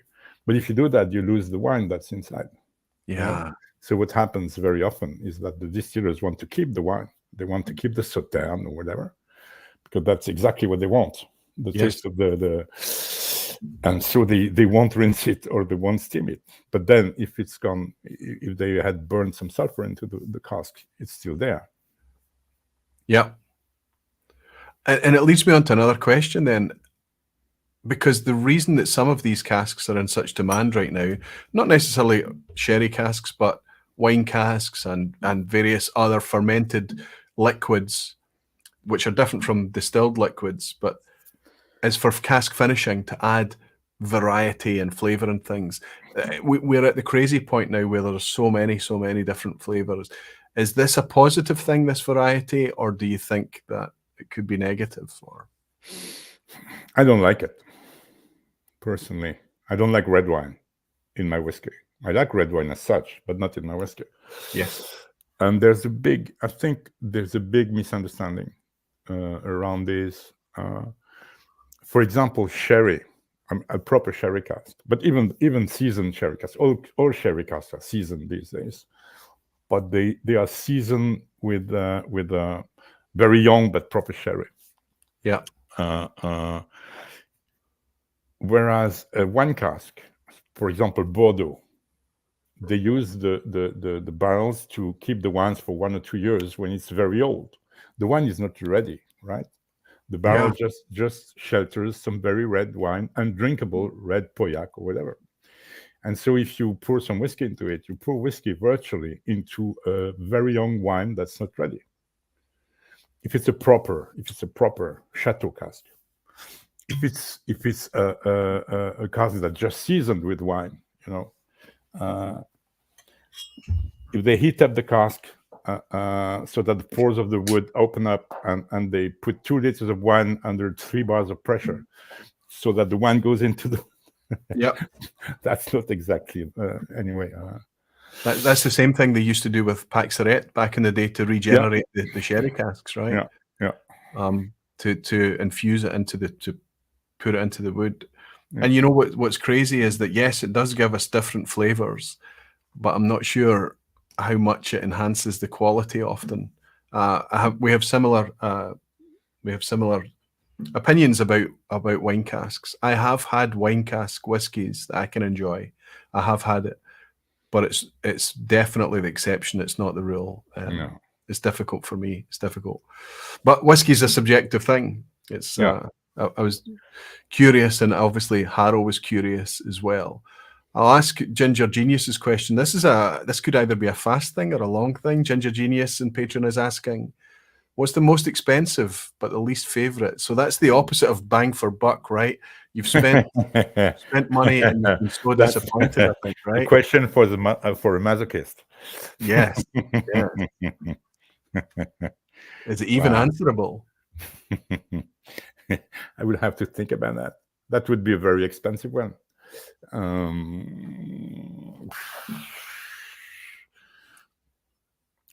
I don't know. Seriously, I don't know. Of course, a decanter, a stupid decanter that sold for 1 million euros. I'm sure the whiskeys inside are not even made to be drunk. So I mean, I suspected. I hope John, the Ginger Genius John, I hope he's not disappointed by that. I would be surprised. And it's a very good question. It's a very good question. And you know, it leads to me to ask people who've spent a lot of money on something don't want to be embarrassed. They don't want to admit that they've spent something on something that's shit. You know, they want to have an experience, I think. Even for me, and I don't have anything like the experience of the cookie trail of whiskies that you have, Serge, but that would be a difficult one for me to admit to, something that I've actually spent money on and it's not been a favorite. Although there is one that's coming to mind, but I'm keeping it on the shelf in the hope that with a little time in the open bottle, maybe it'll become better, right? Okay, Nico is saying, how and where do you get all your samples? This is an interesting one. Very good question. Yeah. Well. I've got a lot. I try many. I try much less than what I've got. Right. So I've got a huge library of whiskeys that I will never try. Yeah. Wow. Thousands, many thousands. So what I do is I get samples from the industry, of course. Yep. So distillers. Yep. Sometimes retailers. Distillers or bottlers. Sometimes retailers. Sometimes friends. And sometimes I get them at festivals, or I just go, because I can tell you that a brand will never send me their cheap stuff, for example. So I like to try, I won't mention any brand, but I like to try from time to time the 10 years old, but by this brand, which is not very good whiskey, but I like to follow it, because otherwise it's not a whiskey blog anymore. If you only try great stuff, but they will never send it to me. They will send exquisite single casks for Mongolia, you know, but never never the standard 10. Yep. No. These ones I get them at festivals, or sometimes I even buy bottles. That can happen, or friends. But my friends haven't got those either. So yeah, they are the most difficult to get, actually. Yeah. Yeah. It's interesting. I live in the environment where, with very few exceptions, every bottle is purchased by me, or occasionally it's gifted by people in the community. And I've had to develop a language with the industry to say, I want information, I want to access, I want to understand things from you, but I don't want free whiskey, you know. We both have a similar problem, Serge. We have far more whiskey than we can ever consume. Of course. We need a few more lifetimes, right? or base in the whiskey. Well, this is a good problem to have. That's a good question, Nico. Thank you for the question. Also, thanks to very good Drips and Drams for the dram. I love that I live at a time he's saying that there's finally world-class Canadian whiskey. Yeah, this week in Dramface we're reviewing a couple of shelter points, and that's one of the topics that's in there is how good the world whiskies are becoming, including Canadian whiskey as well. Thank you very much, Drips and Drams, for your dram. And thanks to Brian Cabayas for being a member of the Barflies for 9 months as well, saying, I need to rewatch this sesh. I'm late again. Brian, there's no such thing as late in the vPub. Dribs and Drams and Brian, thanks for your support. All right, we'll get time for one or two more before we roll into the quiz. Serge, what do you think? Yeah, sure. Let's go down. Let's pick up this one from Arnie. Even at this point, 20,000+ drams in, do you still discover new attributes, new flavors, new aromas? New flavors, maybe not. Yeah. For example, if you travel and you go to, for example, China, and you come across a fruit or vegetables you never tried before, that's a new flavor. Yeah, exactly. And so you a special, unusual kind of whatever, leek, or and then you might find it in a whiskey. A leek is ever so subtly different from an onion, right? A literal, or chives, or So it's less about maybe the flavors you discover in the whiskey, but more your personal olfactory library in order to articulate the flavors in the whiskey. That's an interesting way to answer that one. Absolutely. Yeah. Okay, and I can't let you go without asking you this one. What are your expectations from the new Brora and Port Ellen? I'm asking Serge Valentin this. One of the most compelling stories for me to follow of yours, Serge, over the years was your love affair with Brora, the way that you retold the story of Brora, not just through the history, but by flavor. So this from Christopher Torres is an interesting question that I had to include. Yeah. I was lucky to be able at the opening of Port Ellen and at Brora when the first whiskey was 3 years old. Yep. Because the opening of Brora was difficult. It was during COVID, but well, anyway. Yep. And so it was quite moving. And the two distilleries are completely different. So Brora, it's really Brora. So it's the same distillery basically. If you don't know it perfectly, you couldn't even tell that they have changed a few things, but very few. The stills are the same, everything is the same. So they are aiming at replicating the whiskey. But the majority of Brora was preserved. Yeah, right. Well, everything was preserved. They even spent a lot of money. They destroyed a few buildings and rebuilt them identical. For example, they had to destroy part of the steel house just because the steels couldn't get out. So they had to break some walls, I think, so that they could bring the steels to the makers, so that they would repair them. They consolidated the chimney, for example. They made a lot of things like that. But it's basically the same distillery, and they replicate the spirit. And so they replicate what they think are the three main styles of Brora. The light one, the mildly peaty, and the very peaty one. And they started with the mild one. And indeed, when you try it at 3 years old, it's very, very, very close. Very, very close. Wow. So, yeah, that's really surprising. But that was exactly what they were trying to do. Whereas Port Ellen is exactly the opposite. Port Ellen, you've got two parts. You've got one part which is they replicated the stills, but they didn't have the stills. So it's a new still. They are new stills, and they added some experimental stills as well. So I can't remember exactly the name, but they are trying to experiment. So that's very different. Brora is absolutely not about experimenting, whereas Port Ellen is. Do you think we'll be able to afford it when it arrives?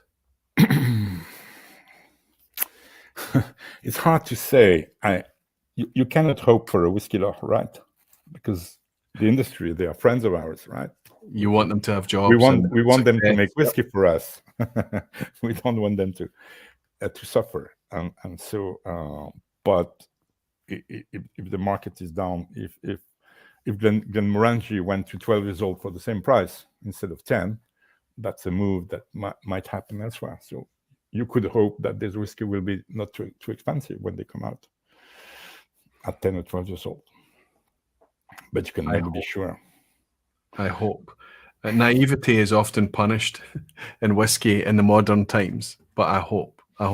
Let's use one of the three words that you chose. Let's cling to that hope that we can all participate in the revival of not only they are already managing the quantities. You know, Ardbeg has got 2 days already, and so they It's different days. We've also got Rosebank back and revived again. It's very, very interesting. And 50 plus new distilleries since 2005. Incredible times. Yeah.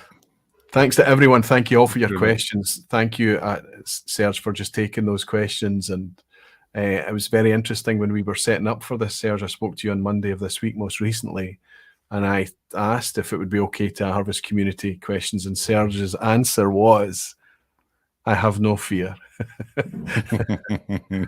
So it's very, very appreciated. The candid nature of everything we appreciate. Thank you.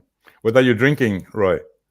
Thank you for asking. Well, tonight I started with Chininik, 33-year-old Berry Brothers Chininik. I'm sipping. There's not much left in any of these bottles, so I'm clearing them out. I don't usually sip this style of whiskey on the vPub, but Serge is here. Also, the 2017 200 anniversary from Diageo Chininik special releases. This was far too expensive from Diageo, but at auction, you can pick this up very inexpensively, and I love Chininik. It's delicious.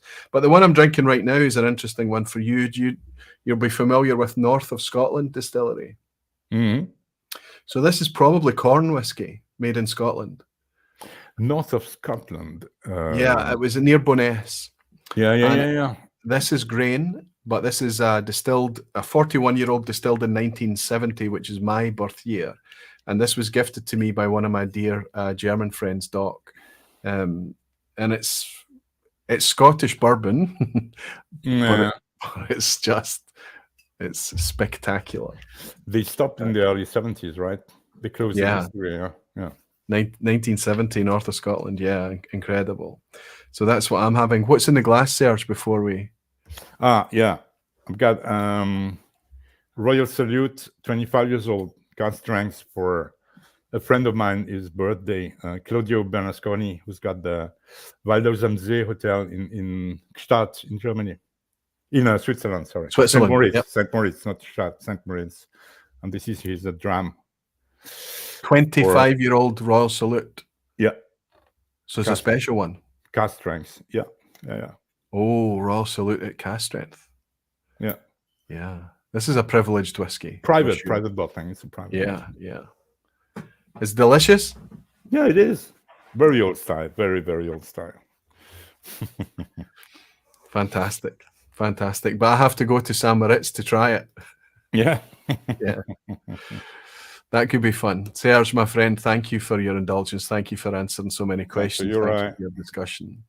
I hope that you can enjoy yourself enough that maybe one day in the future you can return and everybody can have more whiskey fun. With much pleasure. Thanks, everyone, for that. Before we let you go, everyone that participates in the vPub is invited to, but it's optional. We always finish out with a quiz at the end. Mm-hmm. It's a multiple choice quiz, the quiz at the end. Would you like to participate? Sure. Fantastic. There might be one or two questions in here that are easy for you. The questions always start off easy and they become more difficult as the quiz goes on. Some of the questions, are banana skins, and some of them are asshats. Asshats are deliberately meant to be awkward, difficult questions, almost sometimes impossible to answer, but to spark curiosity, these types of things. Greg's Whiskey Guide. Greg is also in France and Paris, I think. Greg, he's saying, thanks, Roy, for inviting Serge. You're very welcome, buddy. It's nice to have you in here as well. Doodle the Dram is saying, Mo on the quiz. So he's... Doodle the Dram Arnie is a German living in Glasgow, so he's coming in Glaswegian there. Mo on the quiz at 1 a.m. is all right to keep him chatting. Jimmy Legg has bought us a dram to say, thanks, Mr. Valentin. I hope you know how many of us love to read what you write. Angus too. All night we've not mentioned Angus. We need to give a shout out to... He can take it. He can take it. He can take it, yeah. we can raise a wee glass to Angus McGrail as well. You've got some... You've doubled your workforce at Whiskyfun, right, with Angus. And thanks to Jimmy Legg for the dram as well. Thank you, Jimmy, and thank you for reminding me to mention Angus so late in the stream. Ginger Genius John is saying, I'm in awe. What a great vPub. Made all the better by you being here, John, as well, my friend. Thank you. I'm looking forward to welcoming you back in Glasgow very soon. And Harrow is saying, thanks, Serge. Whiskey Weekend Dram, you've taken one of his questions already. Terrific stuff. For everyone that's participating to the quiz at the end, it'd be nice to play along with Serge. You know, the rule here, you're only playing against yourself. Only share your score in the chat or your answers in the chat if you want to. And good luck, everyone. 10 questions, Serge. Good luck to you as well, my friend. Question 1. Which of the following Diageo distilleries has never been part of their Flora and Fauna series? Famously named by the gentleman that you mentioned earlier, right? Michael Jackson named it Flora and Fauna. Oh, I didn't know that. A. Lagavulin has never been a Flora and Fauna. B. Cardew has never been a Flora and Fauna. Or C. Royal Lochnagar has never been a Flora and Fauna. How do you answer? I'll ask you in a few seconds. Oh, okay. Just in case the Serge answer influences the chat. Oh, all right. There is a banana skin here, but it's not intended to be a banana skin. It's just me being... I should probably have deleted that. It's not really a banana skin. Inverurie Whiskey Shop, good to see you, buddy, is suggesting that it's A, B, and C. Precarious Dave is in. Good to see you, Dave. Graham Fraser is saying, finally, my Angus question is mentioned. Aquavite. Graham, I'm so sorry. Did you submit a question that you didn't get it? Good to have you in, Graham. Serge, what would you pick between Lagavulin, Cardew, or Royal? Yeah, because I can't participate in the chat. A, I would say A. A. You're absolutely right. But this is a freebie for everyone. Yeah. None of these have been Flora and Fauna releases. There are lots of kind of strange Flora and Fauna releases, such as Balminac and things like that don't even exist within the portfolio anymore. But none of those, they're all part of the classic malts or the extended classic malts that came later. So everybody gets a freebie. Nobody's going home with a 0 on the quiz at the end tonight. And you might find that I've been gentle with you for the first half of the quiz. Question 2, which of these slogans is proudly displayed at Serge's Whiskyfun.com? I'm going to give you 3 slogans. You need to spot which one you'll find proudly displayed on the Whiskyfun.com website. Is it A, since 2002, a vintage website? B, celebrating 8-bit whiskey for 20 years? Or C, certified 100% low-tech, handcrafted, and ad-free? I hope all of you are enjoying the Whiskyfun.com content. There's certainly enough of it out there. We'll mark in one of the quiz questions, we'll talk about just how many reviews have been shared on that site in the last 22 years. It's incredible. Desi Vleeland is in. Good to see you, Daisy. How are you? Mikey Hayes here. Mel is here as well. Fantastic, Mel. Good to see you, Mel. Good to see you, Mikey. Where's Roy in Norway? Fantastic. Dave the Brave is back again. Good to see you, Dave the Brave. Brian Cabalis is here. Whiskey Total. That might be the first time I've welcomed you in. Whiskey Total. Good to have you. Fernando is saying it must be C, I think. Serge, take it away. Which of these slogans is displayed at Serge's Whiskyfun.com? You want me to answer? Yes, please. I would say A and C. A and C.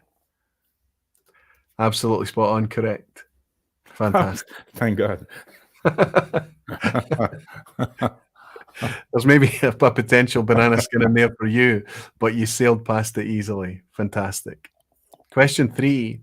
What is considered to be the Scotch whisky industry's first official, widespread, exported, widely distributed, cask strength release?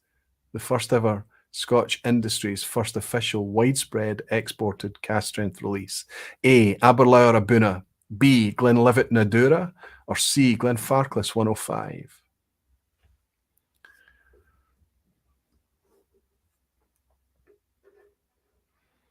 Campervan Travels in Dora. Good to see you. Fantastic journey to follow there. YouTube channel as well.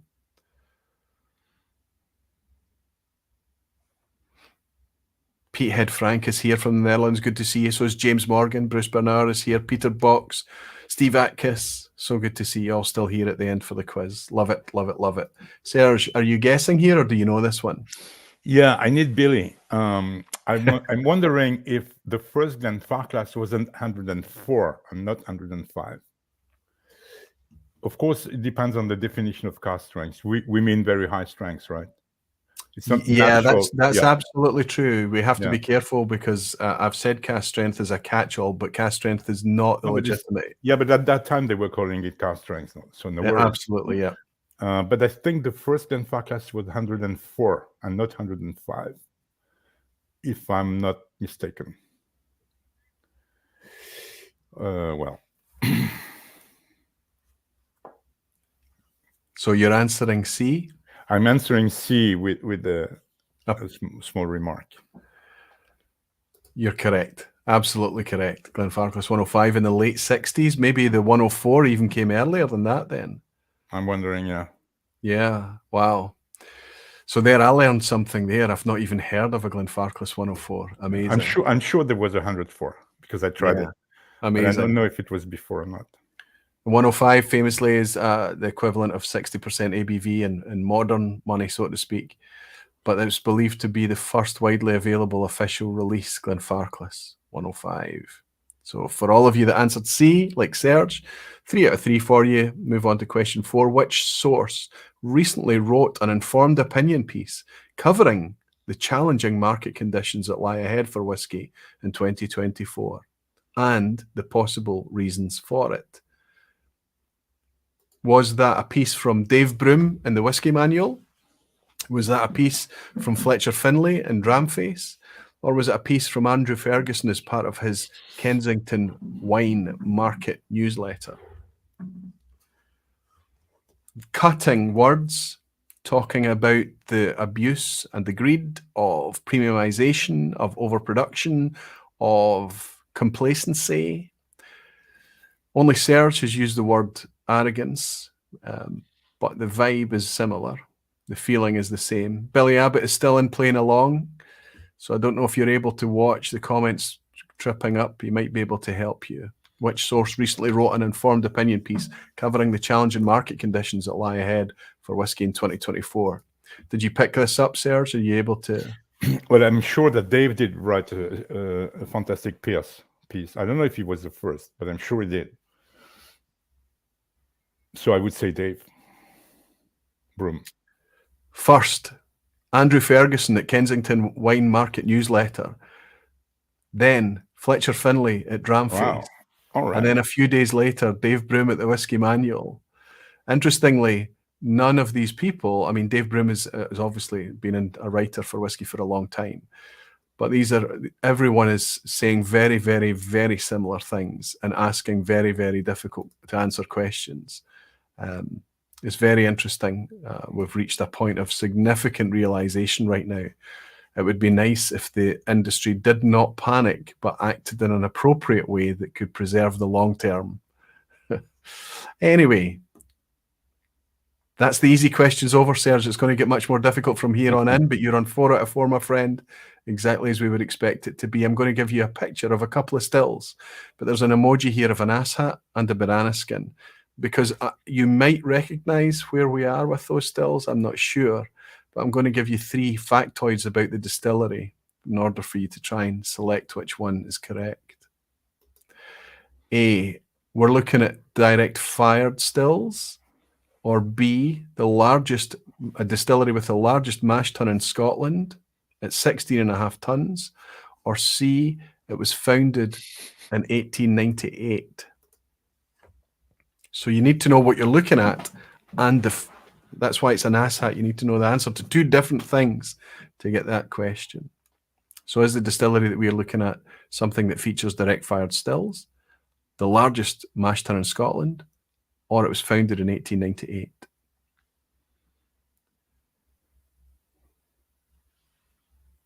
The community, Serge, they are so knowledgeable. It's really difficult to pull the wool over their eyes. It's almost impossible, I would say. Jeremy Watt has nailed it. Jeremy, that might be the first time I've welcomed you into the vPub quiz at the end. Daniel Key is here. Good to see you. Alistair Gray is in tonight as well. Good to see you, Alistair. Dan is in as well. DVDW. Dan, good to see you, buddy. Canur Connoisseur is here from Poland. Fantastic to see you. We need to get you as part of the Online Scotch Whisky Awards, my friend. Why are you not involved as of yet? Let's communicate on that. Ted Brooks, good to see you, Ted. Serge, what do you think? I'm not sure, Roy. I abstain. You're guessing. Fantastic. What are we going to guess? Can you see a logo on that big fat wash still there? Just a hint of a red script. Wow. I've got such a small screen. Mm. We are in Glenfarclas. All right. So direct fired. Absolutely. Now, they do have a 16.5 ton mash tun that many people declare to be, still today, the largest mash tun. And it may be physically the largest mash tun, but in terms of capacity, the new Macallan, for example, has a 17 ton mash tun. So that's not correct. And Glenfarclas is obviously founded in 1836, not 1898. So A was the answer to that one. Well done, everyone that answered A. Question 6, Serge, it's getting trickier now. In 1959, a whiskey enthusiast by the name of James Fairley, with the help of some second-hand Tullibardine equipment, brought a closed distillery back to life after it had been silent for 38 years. Which distillery was it? James Fairley brought back to life A, Glengoyne, B, Glenturret, or C, Glencadam. It's amazing. We think this is a modern thing to bring back and breathe life back into distilleries, right? Like Brora and Port Ellen and Rosebank. But there we go, back in 1959, an enthusiast by the name of James Fairley was able to do it for this distillery. Quite incredible story. Interestingly, in 1959, Tullibardine would have only been open for 10 years. So what kind of second-hand equipment? That's interesting, unless Tullibardine originally started with second-hand equipment, right? Would you be guessing here, Serge? No. You know this? Glenturret is very old, right? So could be Glenturret, but yeah, I would say Glenturret, but really a wild guess. Billy Abbott says it's B, the oldest distillery. You are both synced and you are both correct. All right. Serge Valentin, you're on 6 for 6. Well done. Question 7. Approximately at the point of writing, how many reviews are listed on whiskyfun.com? A, almost 18,000. B, just over 24,000. C, around 30,000. How many reviews? This is just insanity. The numbers are just so crazy huge that it's almost just like, yeah, of course there is. But when you think about it, and when you think it's only recently, right, that it's Angus has come on as a bit of, you know, you've doubled, like I say, the personnel, but for the majority of it, it's you, right? Do you use a spittoon? I'm afraid. Not exactly a spittoon, but yeah, I dispose of a lot of whiskey, which I redistill usually. So I'm making a bit of gin I'm making for my friends, but nobody drinks it. Nobody wants it. I made a whiskey in 2007 called the Big Bastard. Yeah, right. You could find it at auctions from time to time. What did it score on Whiskyfun? Yeah, I never scored it myself. Yeah. But the Malt Maniacs at the Malt Maniacs Awards, when they were still on, I think it's called a bronze medal. Ooh, Blind. Not blind. too bad. Not too bad. Yeah. Maybe we should get Angus to score it blind. Okay, Serge, share with us 18,000, 24,000, 30,000. You want me to say? Yeah. Yeah, to 24. Yeah. Just over 24,000 reviews in 22 years. That's over 1,000 per year. It's incredible. At Dramface, we're celebrating 1,000 reviews after 32 months. Incredible. No, but what's maybe important is to this rhythm explains why I can do some things and I can't do other things. When you try a lot, there's a lot of things you cannot do. You cannot take too much time. You cannot write long tasting notes. You cannot write, Yes. So that's very different from when you try one whiskey per week, which some people do, which is perfectly fine, but it's completely different setup. Exactly, and it's the contrast and it's just the variation that's available to us out there that Whiskyfun has all of this archive, this huge archive. Yeah. But Dramface it takes 24, 30 people to come together to make 1,000 reviews because it's long form. They're thought pieces and things, you know. Yeah. It's very different. Yeah. Yeah. Question 8, 7 for 7, Serge. Fantastic. I am the ultimate mystery malt. I may or may not have been produced at Glenkeith, but also possibly Strathyla, and perhaps in column stills, maybe pots, and experimentally peated, perhaps with peated water, maybe with peated malt. What am I? Serge, this question, the way it's worded, the language used and everything is very much a nod to you, my friend. But it's a serious question. What am I? I am A, Glen Isla, B, moustachio'd, or C, Craig Duff.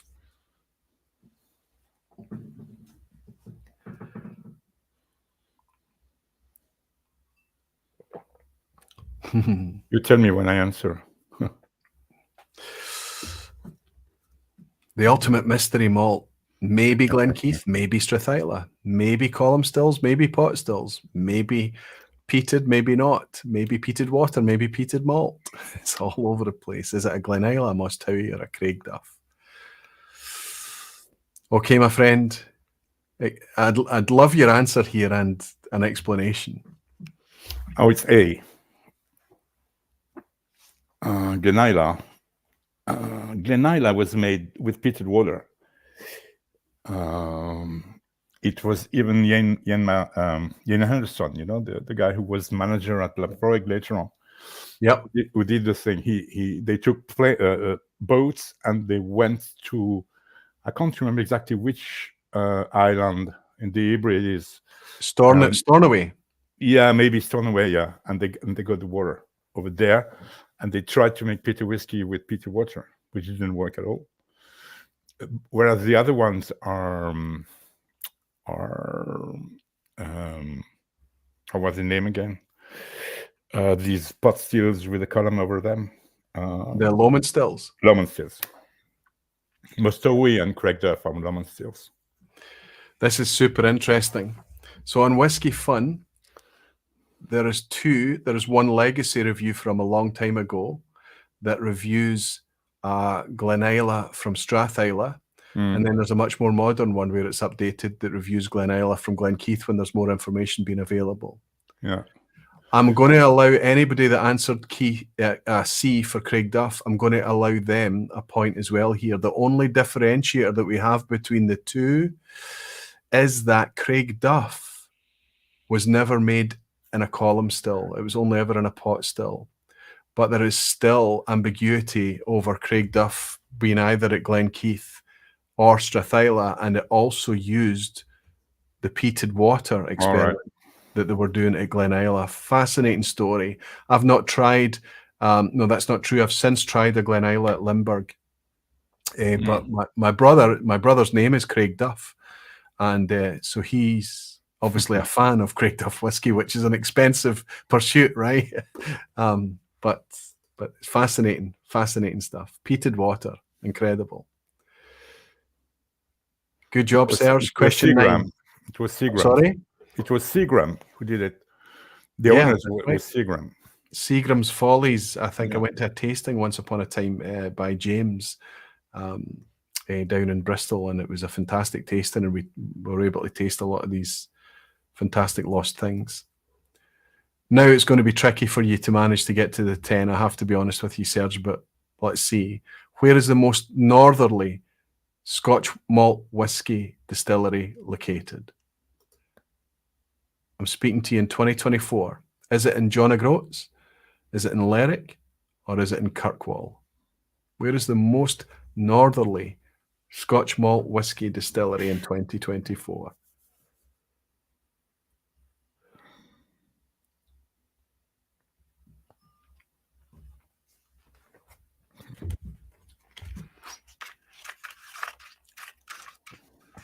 Such a knowledgeable. I always feel like I might be able to catch them out, but the folk in the lounge, they just keep coming back with the right answers. Brilliant stuff. Serge, what do you think? It must be Lerwick, but I don't know exactly. It's a new distillery on Orkney, right? It's a brand new distillery. That I had heard word about, but it's in the flesh now. It looks like that it's already started producing, but there's some question marks in the Malt Whisky Yearbook, so I'm not sure when. But yeah, Lerwick and Shetland, right up north. Shetland. So we've actually got 4 distilleries on Orkney now. So Stromness is unfortunately, Serge, not one of them, but we have 4 distilleries on Orkney. And I just want a wee plug for the fantastic, let me just put this on full screen for a second. Malt Whisky Yearbook has just dropped. Ingvar's new book is just out. That's where I got the details on Lerwick and so many more new distilleries as well. So much more information in here. Loving reading this already. And a wee plug for you might see this familiar face, which is a nice wee thing to. I'm really, really pleased. I'm really chuffed about it. It's fantastic. Anyway, well done, my friend. And now the only thing you need to do to get a 10 out of 10 on the quiz at the end, which is, I think it might be the first achievement from, if you do manage it, from anyone that's joined me and participated. It's amazing. Is the ass hat, which is deliberately awkward. It's deliberately designed to be an awful thing to answer. Okay, so good luck. Everyone. Daniel Keyes on a 9. Gabriel Welding also on a 9. Graham Fraser, Jimmy Legg, Sean Holtgrave. Sean, that might be the first time I've welcomed you. Congratulations, you're also on a 9, along with Steve Atkiss, Alistair Gray.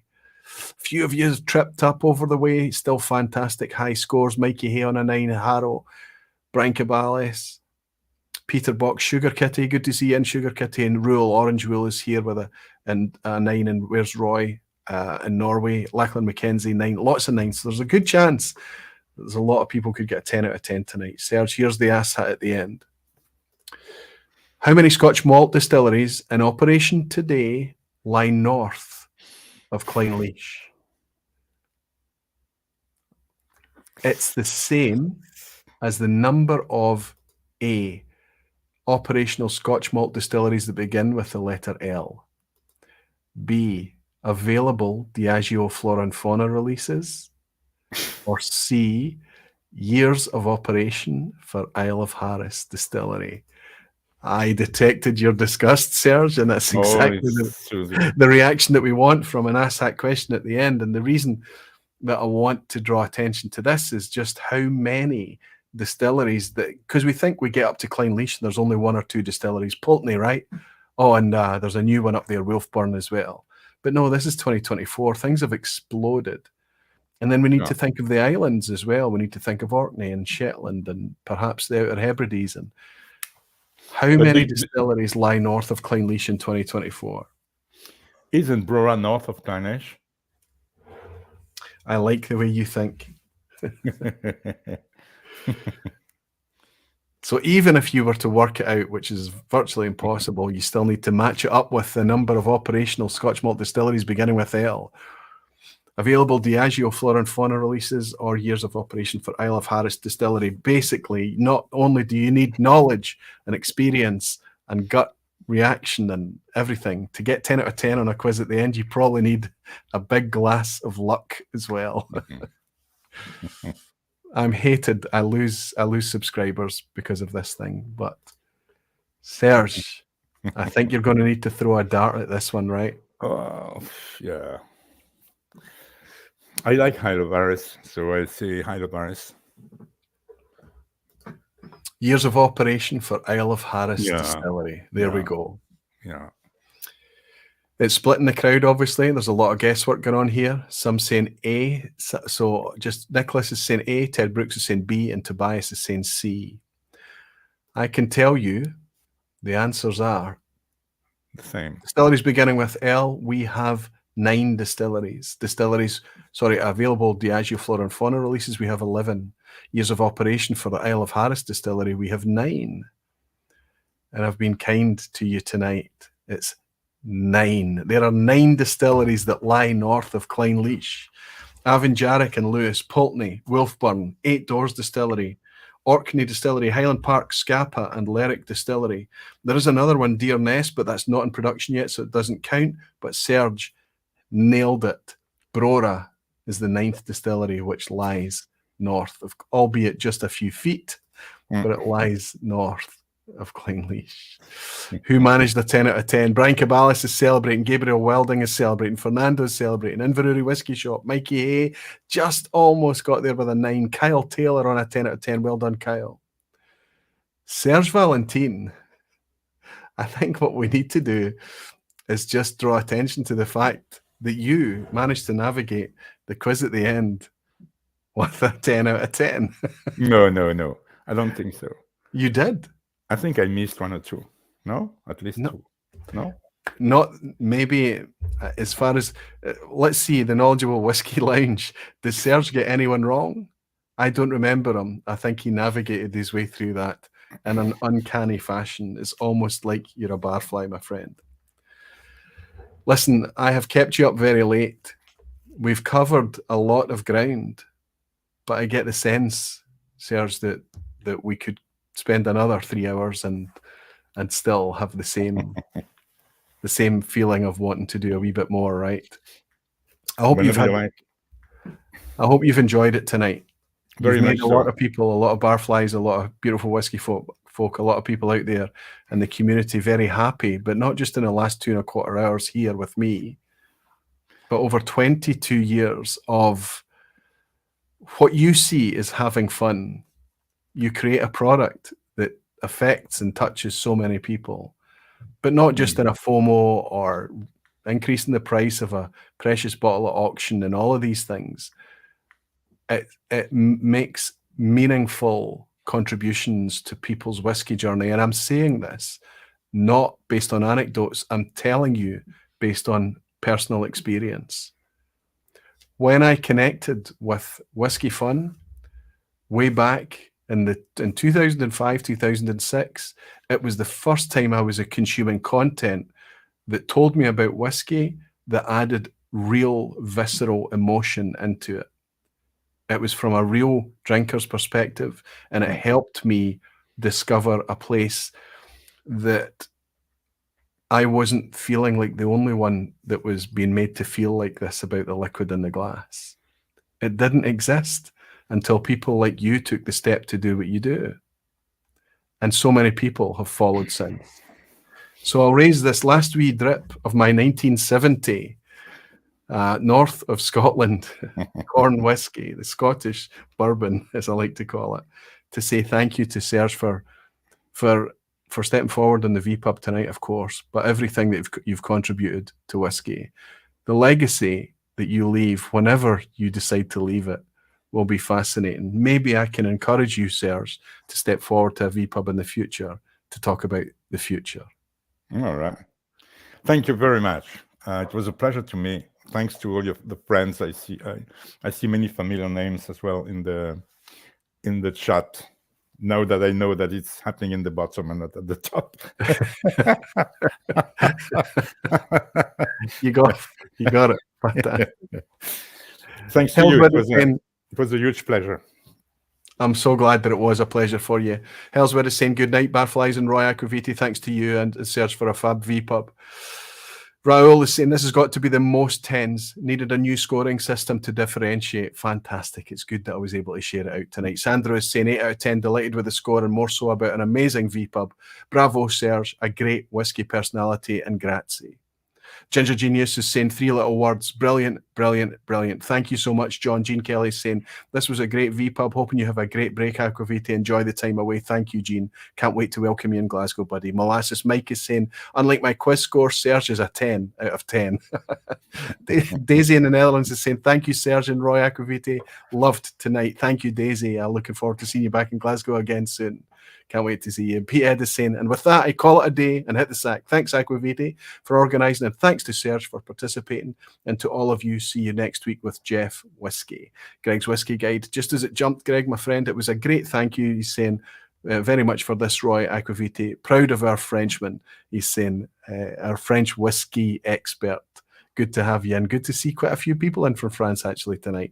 And Harrow is saying, thank you, both Aquaviti. Great fun. And Lowlander is saying, awesome episode. Jeff Whisky saying, a brilliant vPub. Cheers to Serge. And I'll leave it there. Rick Johnson saying, this has been a great vPub live for me to enjoy while I'm here in Glasgow. Rick, you're still here. How long are you going to be in Glasgow? Thanks, and have a great holiday, Roy. Jeff Whisky is here. He's in here right at the end. If you want to pick up a vPub next week while I'm taking a break, Jeff Whisky is hosting the pop-up vPub next week during my absence. Serge, can I raise this wee glass to you and say thank you? To you all. Cheers, cheers, cheers, everybody. Cheers, Serge Valentin. Have fun. Cheers. If you're still there after the credits roll, we'll raise a wee glass, my friend. Thank you, Serge. Wonderful stuff. Loved it, loved it, loved it. I think we only scratched the surface, if I'm honest. I think there's so much, if we could, less questions and more conversational style, I think it would be wonderful to get so much more out of the mind that is decades now into enjoying whiskey. Since the late 70s, when he first picked up a Glenfiddich, and now in 2024, 24,000 reviews later. For us, it's a privilege. I need to put something in my glass. Let's put a wee bit of this White Horse in a clean Glencairn so that I can raise a glass to all of you and thank you for your time. Thank you for spending your valuable time with me again on a Thursday night. I look forward to hanging out with you, not next week. It'll be the week after next. We'll be back again. But next week you can hang out with Jeff in the meantime, and I will try and tune in from holiday. I will maybe see you there. But in the meantime, I'll raise this glass to thank you all and remind you that you're very dearly loved, and I look forward to hanging out with you in 2 weeks' time. Remember to vote in the OSWAs, and remember to check out the Independent Spirits Festival. Sláinte Barflies. Cheers.